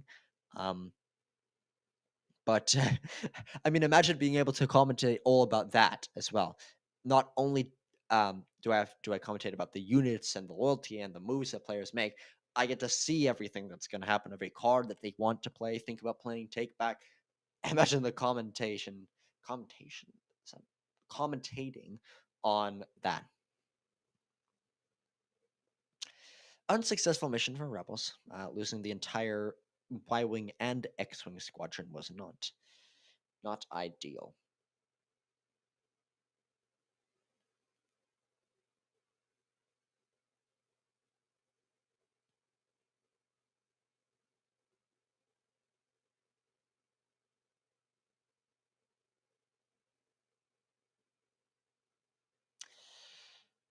Here's a little Star Wars hint for anybody who likes quotes.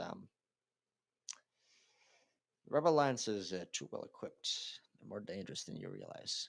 Taj did not underestimate the Rebel Alliance. Maybe it was a good idea to send Taj into battle. Not the best space leader, but he saved some ground units and stopped the Death Star from killing people. Which, by the way, note that um, Taj, with his one reroll, stopped the entire Rebel squadron force from destroying the Death Star. Very, very lucky roll.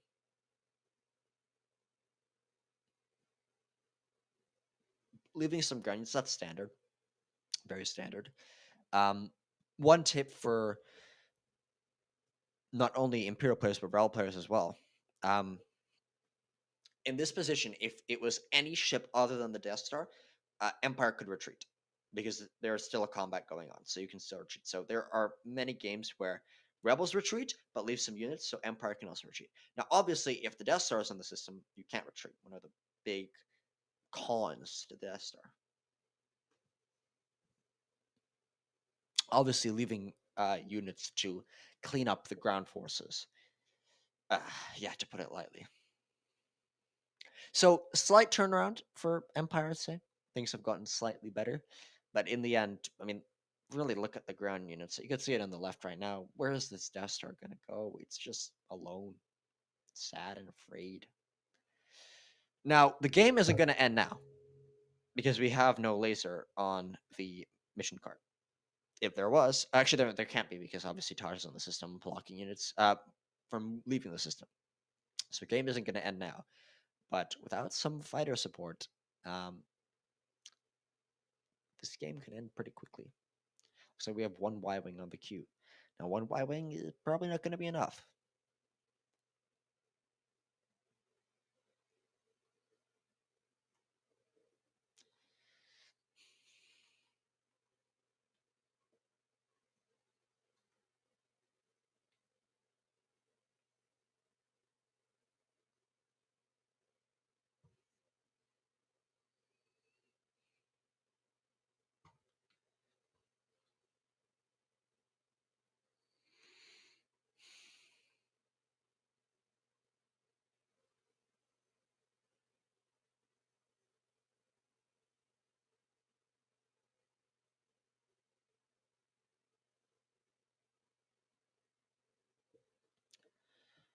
And wow,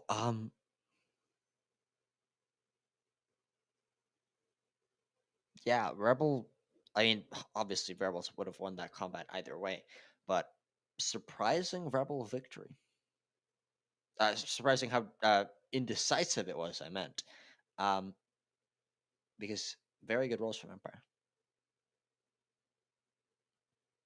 Yeah, letting one survive, sure, but like you were never supposed to win that combat. Empire should never have won that combat. 9 times out of 10. So still very, very decent rolls for Empire this late game. Speaking of late game, we are on turn 6, I believe. This early on into the stream, it's only been an hour 30-ish. Yeah, unusual. This game going by very quickly. Both players are in the lower bracket, so one of these players is going to get eliminated.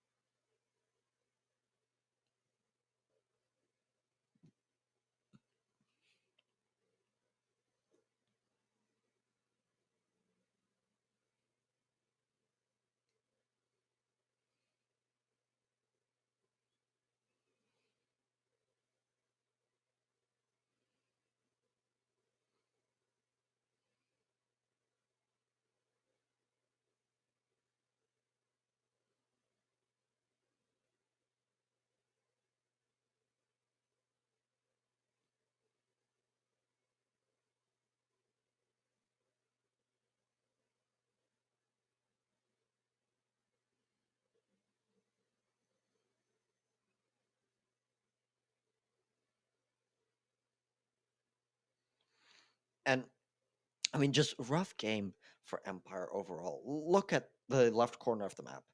Sabotage all over. Rebel loyalty all over. I mean, it's not looking good. The only hope is the Death Star. And if the Death Star is destroyed by getting fighters there, it's over.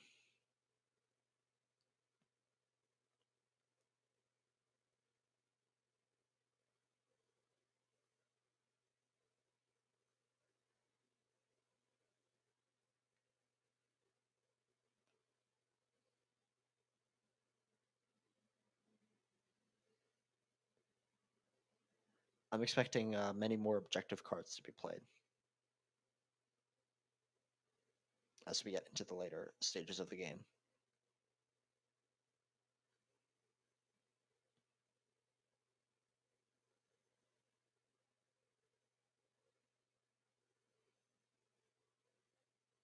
Silicamai, Moncaltis Silicamai. I mean, it's a standard reinforcement move, I guess. I mean, it's probably not going to help too much, I hate to say.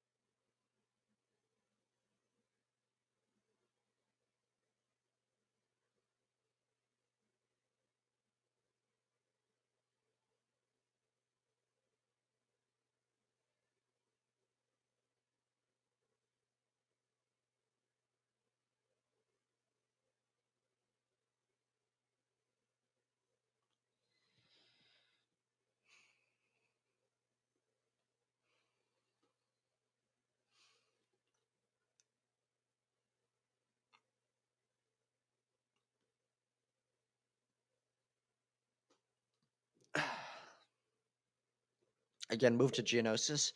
Standard. Um, just moving units towards the royal base, but it's not going to help. It's not going to help. I'm sorry to say it, but it's not gonna be of much use.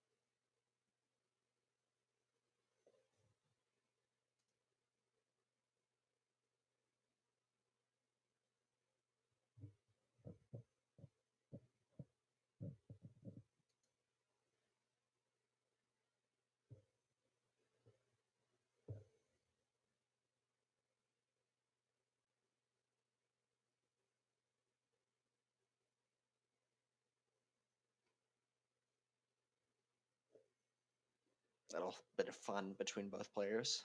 Bottom left.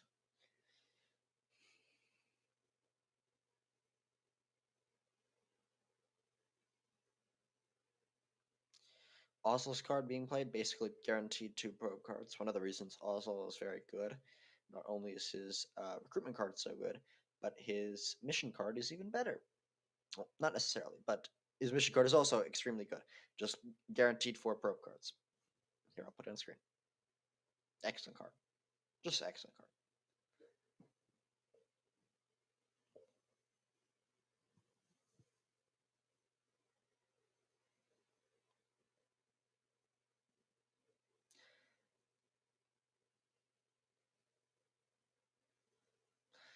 Luke rescuing Viking, forgot to mention that, but just more objective cards. More objective cards for Spoonwise.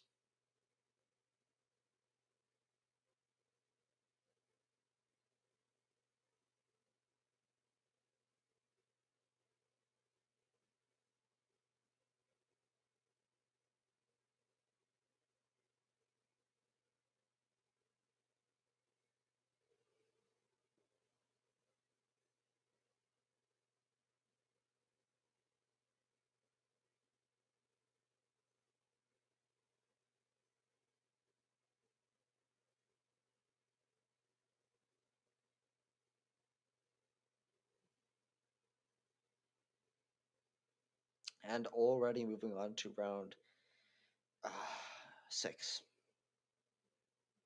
This game is going by very, very quickly. Or, no, round 7 now, because the turn marker only moves after the recruitment phase, or is it just before the recruitment phase? Can't remember.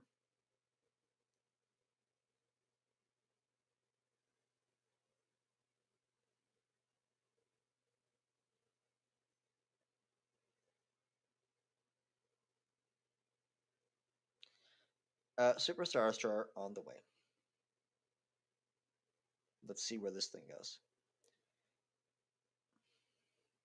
And yeah, this is the issue. I mean, one thing RY Spoonwise has done very well is his base is just surrounded by rebel loyalty. The entire hut system is surrounded by loyalty. Is completely loyal to the rebels. Just no questions asked. We like the rebels. Um, yeah, he's just done very well preventing Imperial units from being able to attack the base. Nothing is happening this turn unless a Death Star attack is imminent, which isn't even guaranteed because a laser couldn't. A laser wasn't played last turn, so why should a laser be played this turn? I don't think R&D was no R&D wasn't played either last turn, so I have to be extremely lucky to have um, a laser on the way.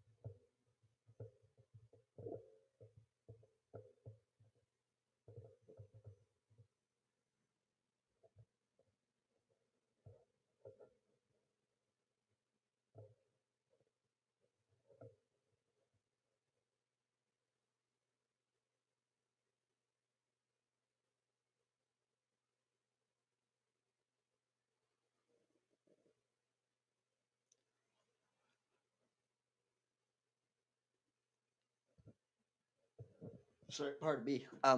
Not sure when that happened. Ryloth was revealed to be the secret facility um, probe card. Obviously, very decent. Just covering that sector. Uh, Tatooine something no longer a threat and another option for deployment. But would secret facility have been better than uh, Lord Vader's orders? Probably not. But again, we don't know what options for equipment they had. Potentially Janus was the other option, which early game Janus, not advised.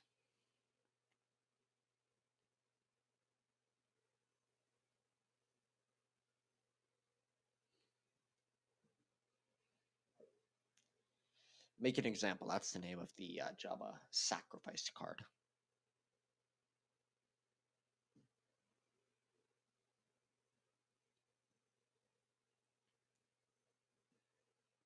Approaching the end game here, are we?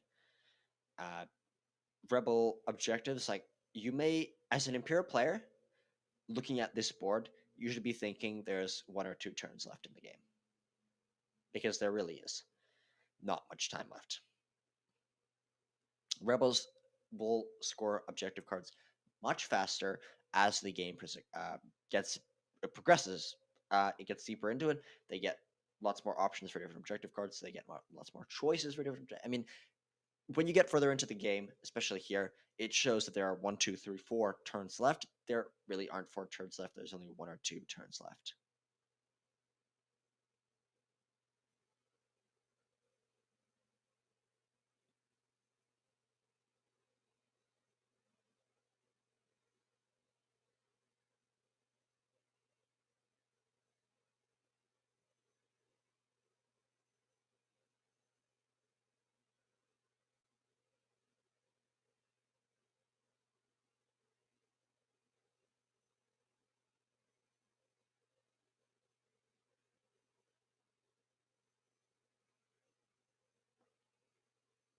As an Imperial player, I tend to not lay out my missions because at least like what I do is I just stack them up, then shuffle them, and then play them. Because when you put your missions out, first of all, when they're not shuffled, it's in an order that you chose. Now, if you really want to get fancy with it, what if there's some specific order that you chose your missions to? I know that when I play in person, one of my big weaknesses is I organize the missions. I like to keep things organized. I mean, just look at my room around me, things are pretty organized. But I like to keep my missions organized as well. So I just put like the diplomacy missions on one side, the intel. That don't do that. Don't do that. It should. And in online, it's obviously a lot simpler. But you can always Alt Shift to view what card is under. But do not do that because it's very easy then to see what cards you plan on playing.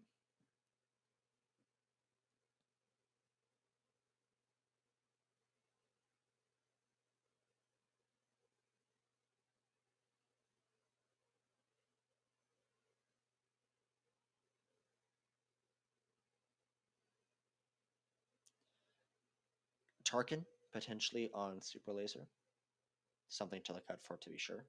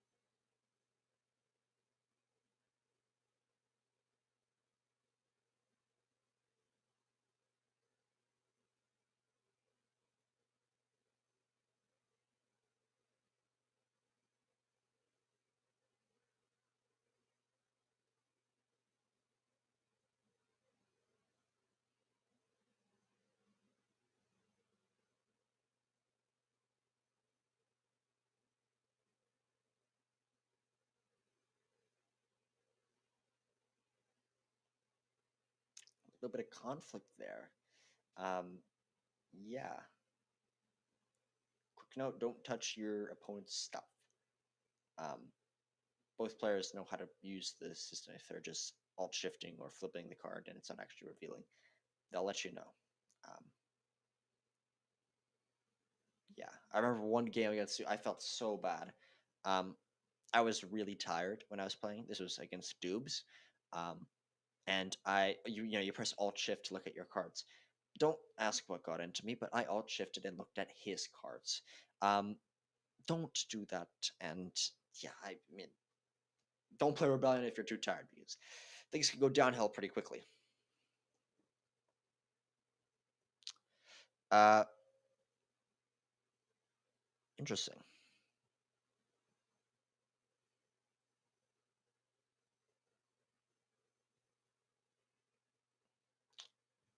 Yeah, interesting. Okay. Interrogation basically.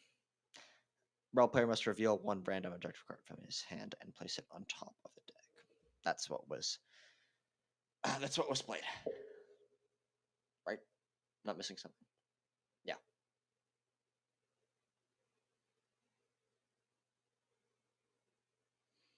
Okay. So looking like we're gonna block it or try to block it.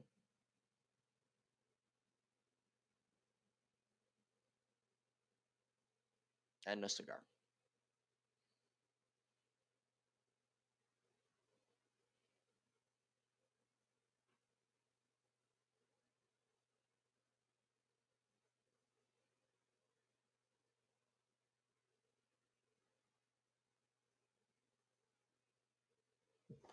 So it looks like our missions are. I think that was a uprising, which is have 9 systems with rebel loyalty. Remember, they can be subjugated. It still counts as rebel loyalty. That going on the top.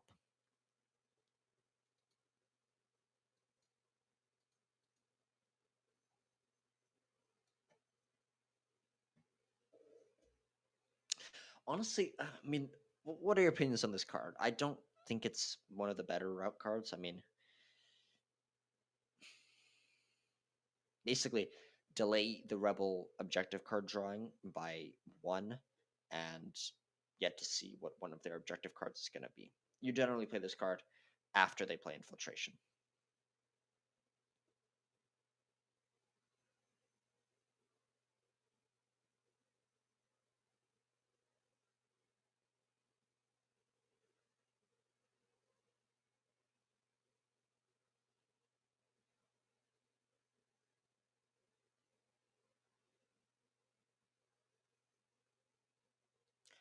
Wonder what objective cards are going to be played this turn.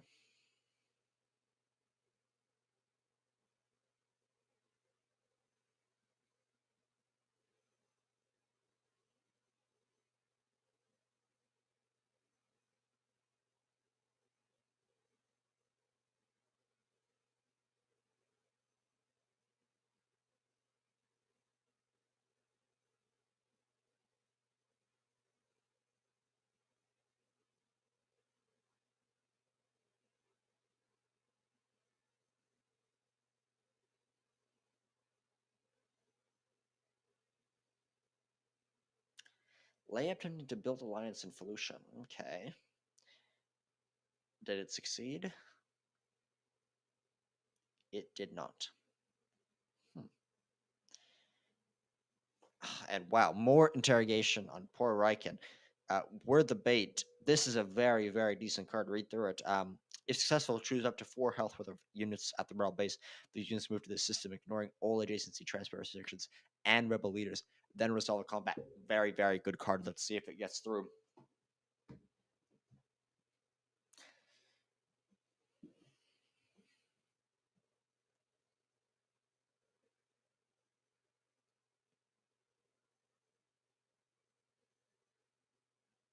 Obviously, the issue is this: is it's against Cassian. Cassian has so many intel points. Um, but luckily for Spoonwise, it did not succeed. Again, so many powerful capture cards in the route deck, but to no fruition because in the end, capture is a coin cost by itself. So that's why I've never had the mentality of enjoying route deck because there's just so many coin tosses. And in a tournament like this, you don't want many coin tosses.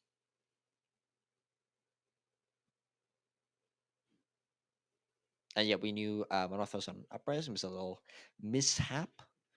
Uprising and Modcal, I have to suspect that there's an objective card going to be played here.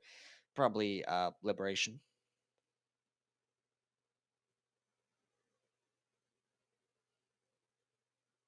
Let's see if a leader is sent. I thought I thought Ultimate was English. I thought Ultimate was automated. Why did the units have to be pulled out? I mean, this combat should be quick and simple.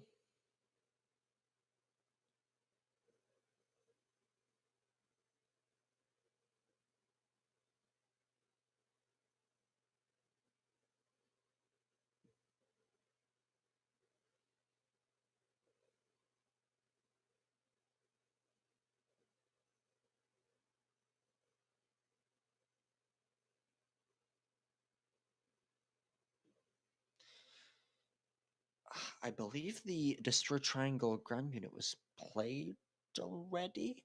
No, it can't have been, or else 2 troopers wouldn't have been enough.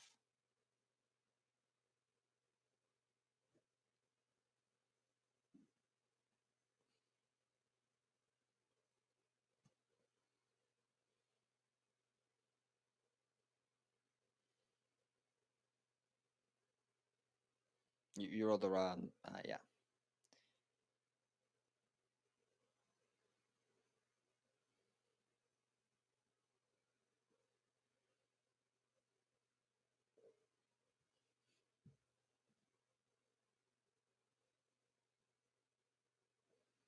Yep, successful combat so far. Still need to fix up space.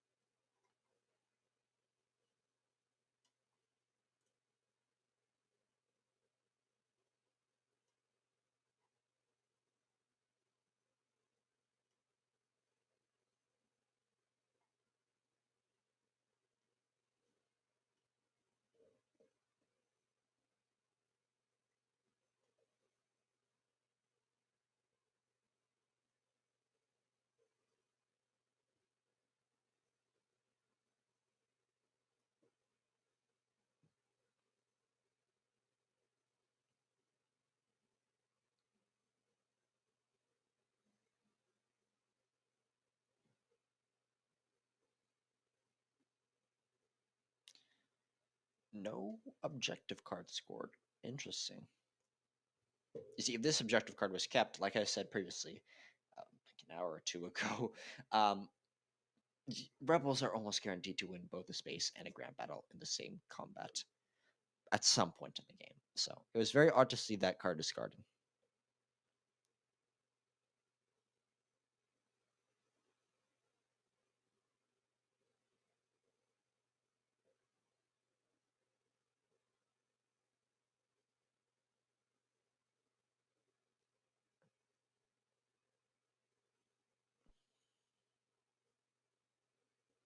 Death Star to Tatooine. I can't say I'm not a little bit confused by that move. I mean, I guess no objective cards are being played. John, um, doing a rescue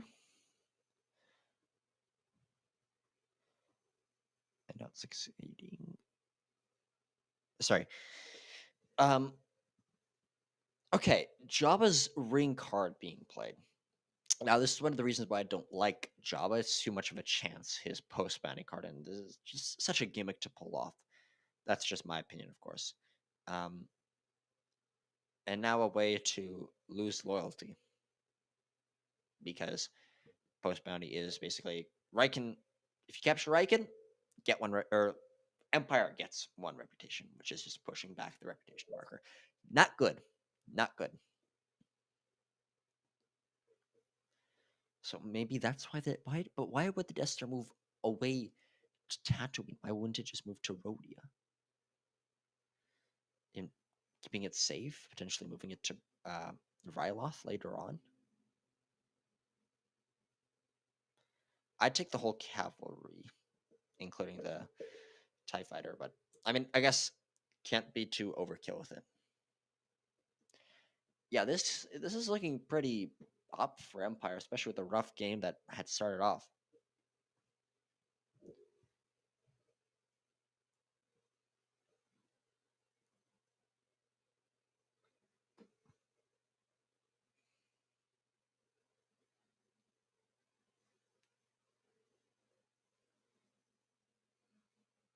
Decent roll.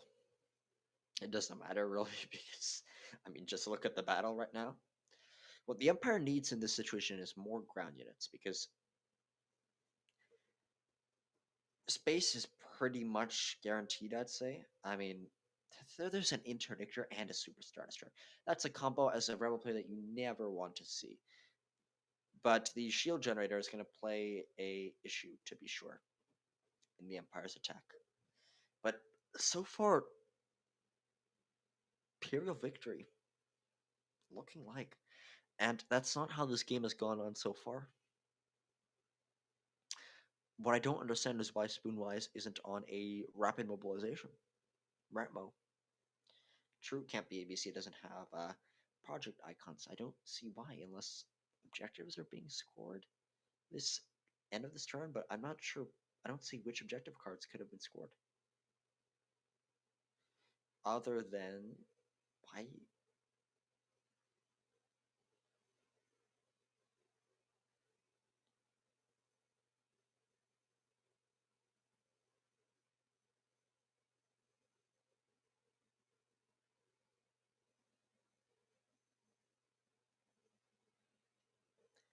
is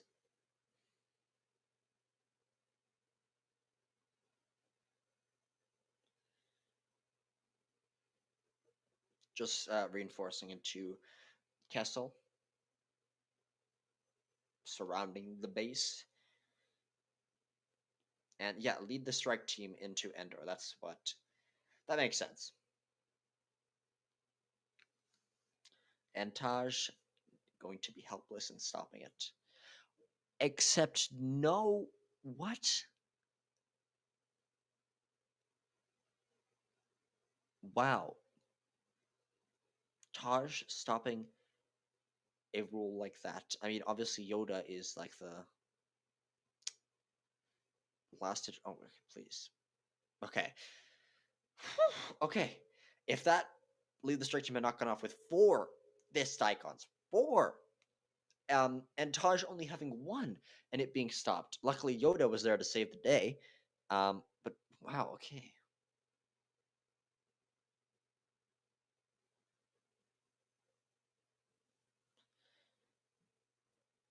Do we have a Vanguard? Um, we do have a Vanguard, so at least there's a decent chance that we knock out the AT-AT. AT-ATs are generally pretty, underrated because the speeder card takes them out so quickly. But I mean, against ground units, AT-ATs are pretty powerful, to be sure, pretty powerful.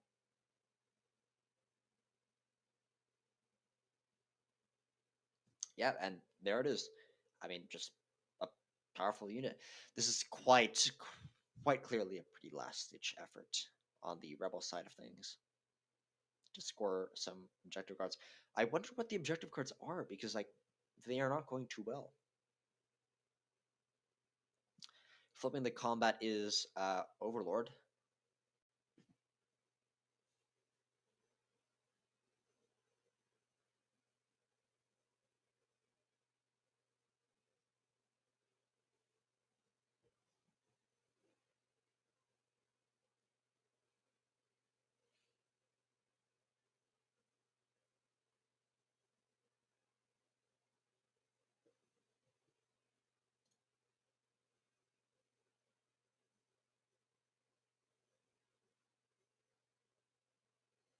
And I think this most definitely is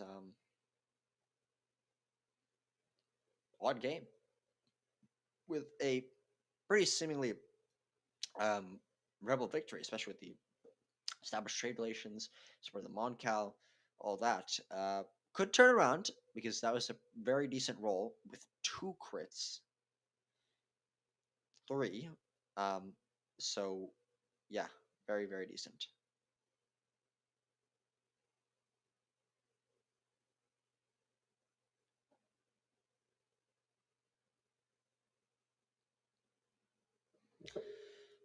That was quite a close fight, if I do say so myself. Yeah, very lucky roll for rebels. Reputation being scored.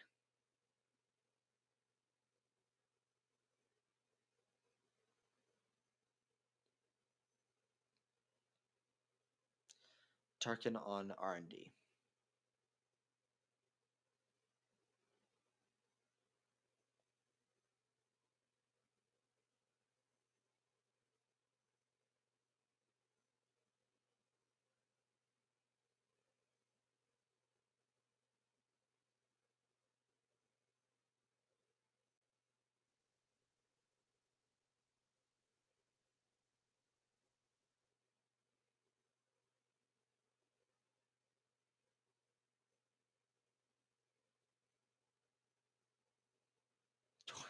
Torture pays off. Um, Cruel way to put it is Overlord. Yeah,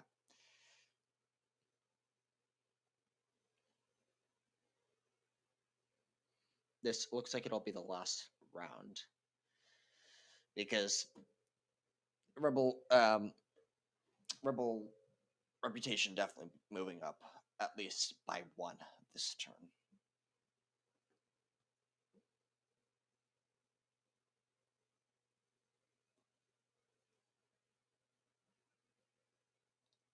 Now, as Empire, plan the assault is definitely a concern. With the Nebulon and throw in an extra Y-wing or an extra X-wing, yeah, it could definitely be a threat to the Death Star.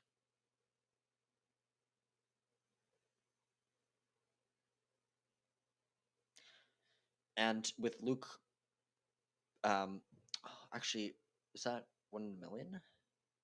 Yeah, 1 in a million has already been played, so no guaranteed strike against the Death Star, and potentially Spoonwise doesn't even have the Death Star plans.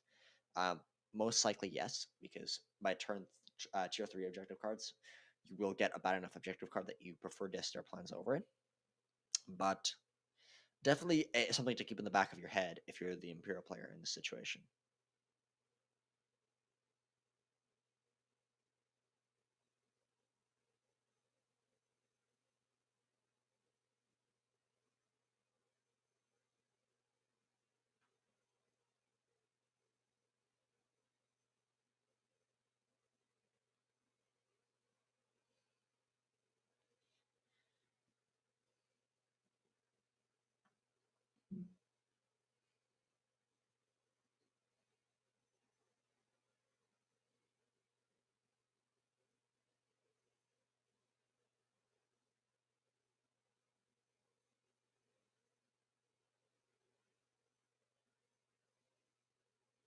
I guess with the rapid mobilization, there just weren't any good options for Spoonwise, but I still can't see why not just at least have the option of playing it, because this fight is not going to go well in Nalhada. I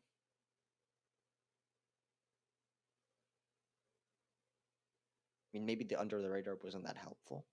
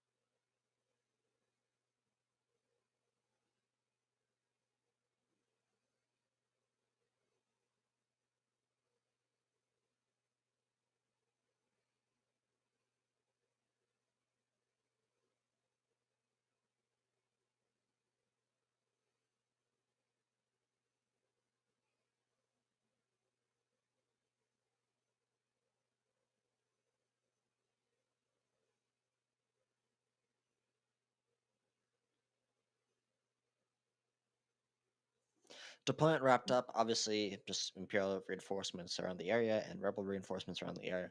Interesting to see what Rebels will do. Most likely just reinforce, but this fight is going to go quickly in Nalhada.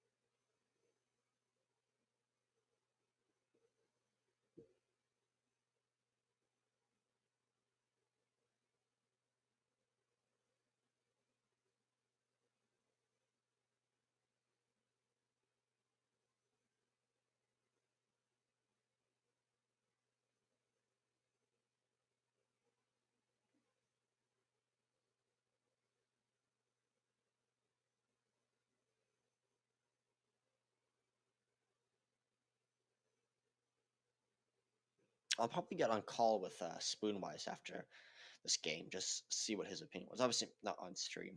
Um,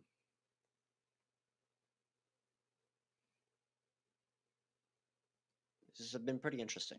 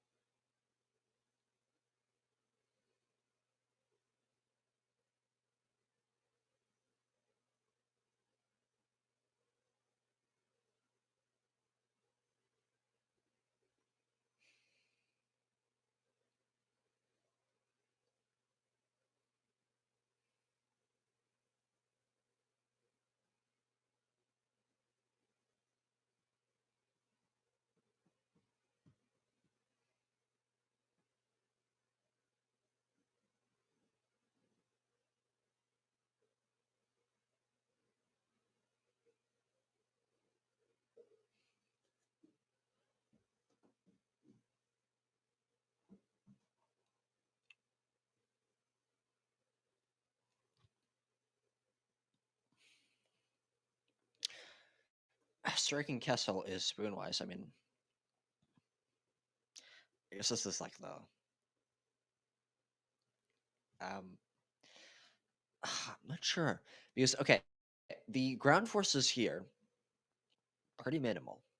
Pretty minimal, but the Rebel Vanguard and Trooper aren't going to be enough to stop it. So I'm not sure what the plan was of bringing the Vanguard as well. Once you want all the ground forces you need.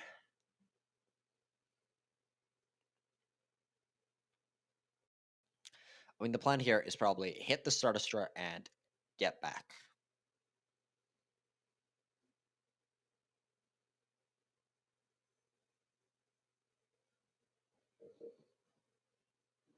Just zooming out to see if there's any retreat ideas, but no, it doesn't look like they're open for Empire, that is.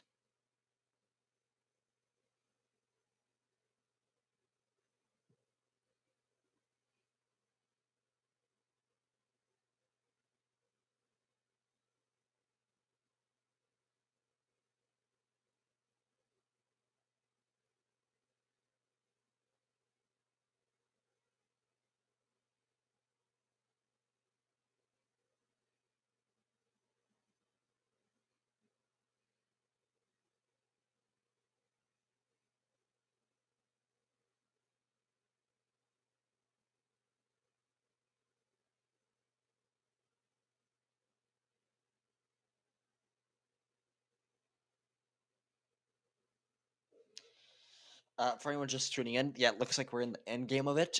Base is on Hutta, and this is currently going on in Kessel. Just hit the mic there. Yeah, just this strike is destroy the Star Destroyer and get back home.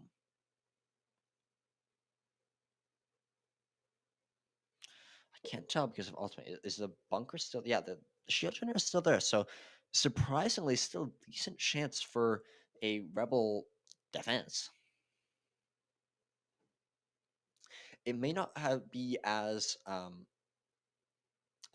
definitive as I previously thought.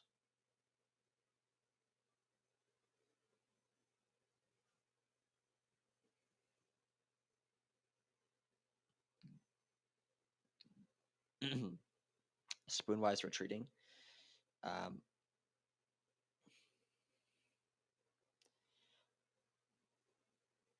Probably, yeah. Ready for action exists. So the idea was not only to knock out the Star Destroyer, it was also to have a leader there. So, and obviously, ready for action. That's why it's one of the best Imperial action cards in the game. Is pull back a leader and strike. So the rebels strike you, you pull back, and then hit them again. So obviously, you have to stay to destroy the Star Destroyer itself.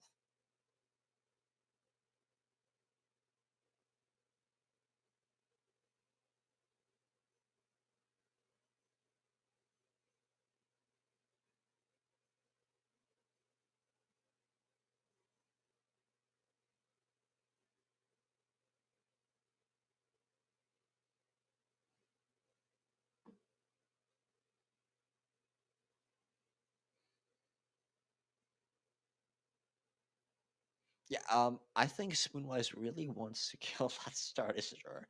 7 damage on a 4 health unit. Yeah, it's gonna die.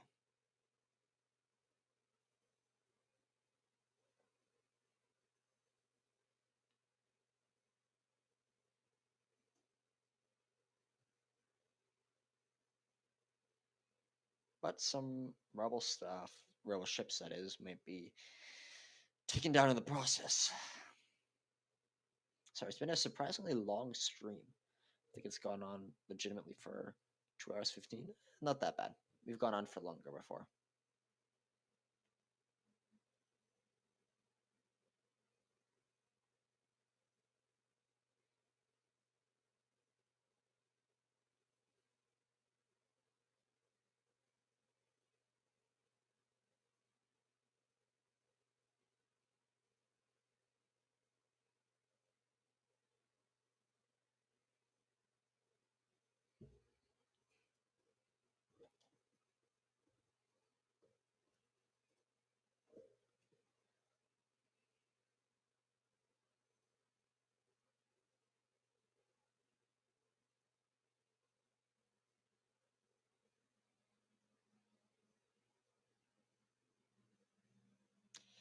Yeah, so just retreated from Kessel to Nalhada, stopping any attack from Kessel to Nalhada.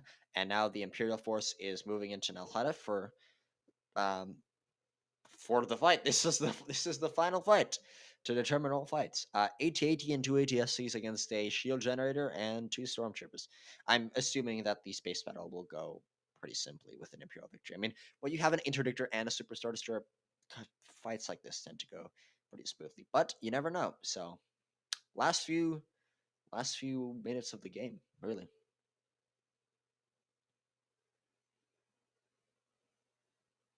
Pretty big fleet. You don't normally get this good of a fleet. I mean, obviously, it'd be better if there were more TIE fighters, um, but pretty good fleet composition. 2 assault carriers, 2 star destroyers, and a superstar and an interdictor. Very good fleet, actually. Again, the rolls in space aren't going to matter too much, but pretty bad roll, actually. Lots of black hits, but not going to be helpful since all the fighters were destroyed in a previous combat.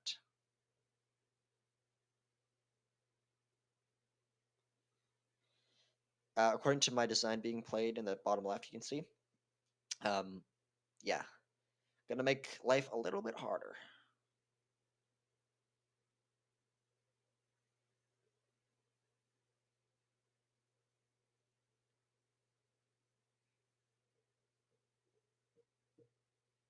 Everything that has transpired has done so according to my design.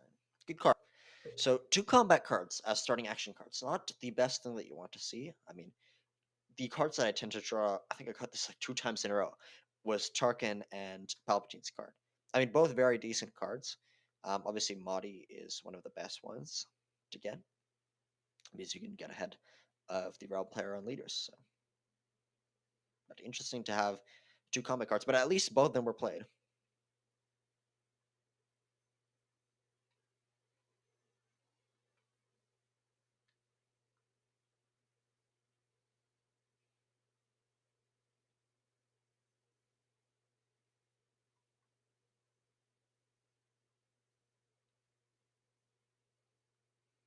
Take it down, and the ATSC card being played. Yeah, ATSC card kind of seals the deal.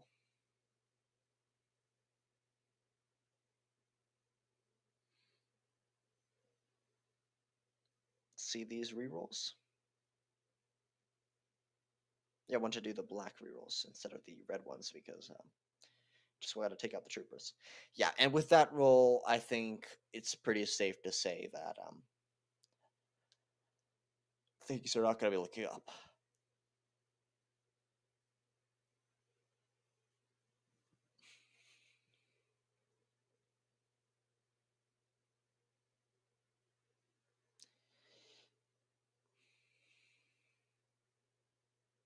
Space units or ground forces destroyed. Ground buildings still there.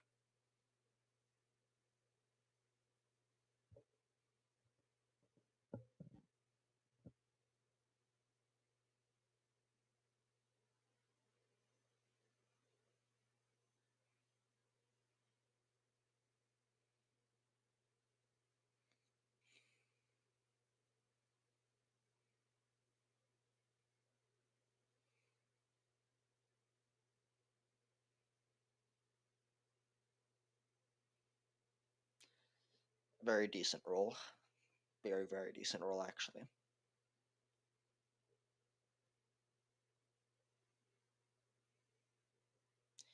And yep, this is the last hurrah for the rebels.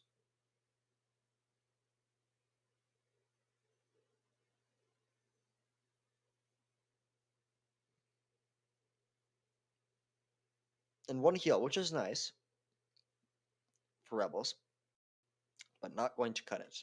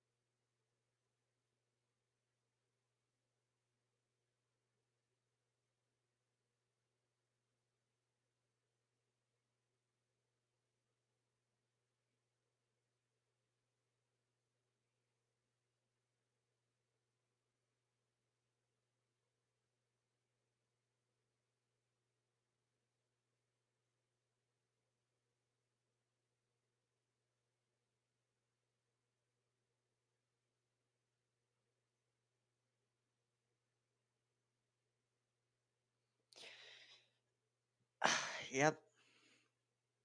A valiant stand was put up, but it was to no avail.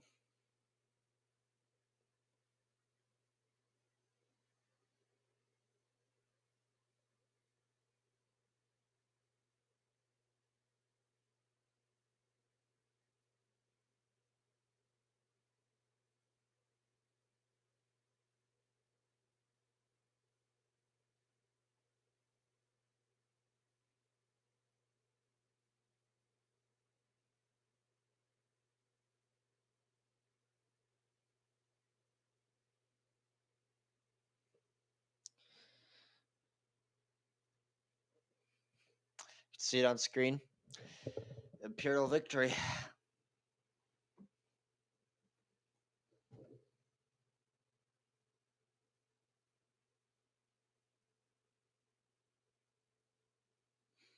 Um, I should get going, but like normal, I'll just leave the bottom left open so you can see both players discussing it.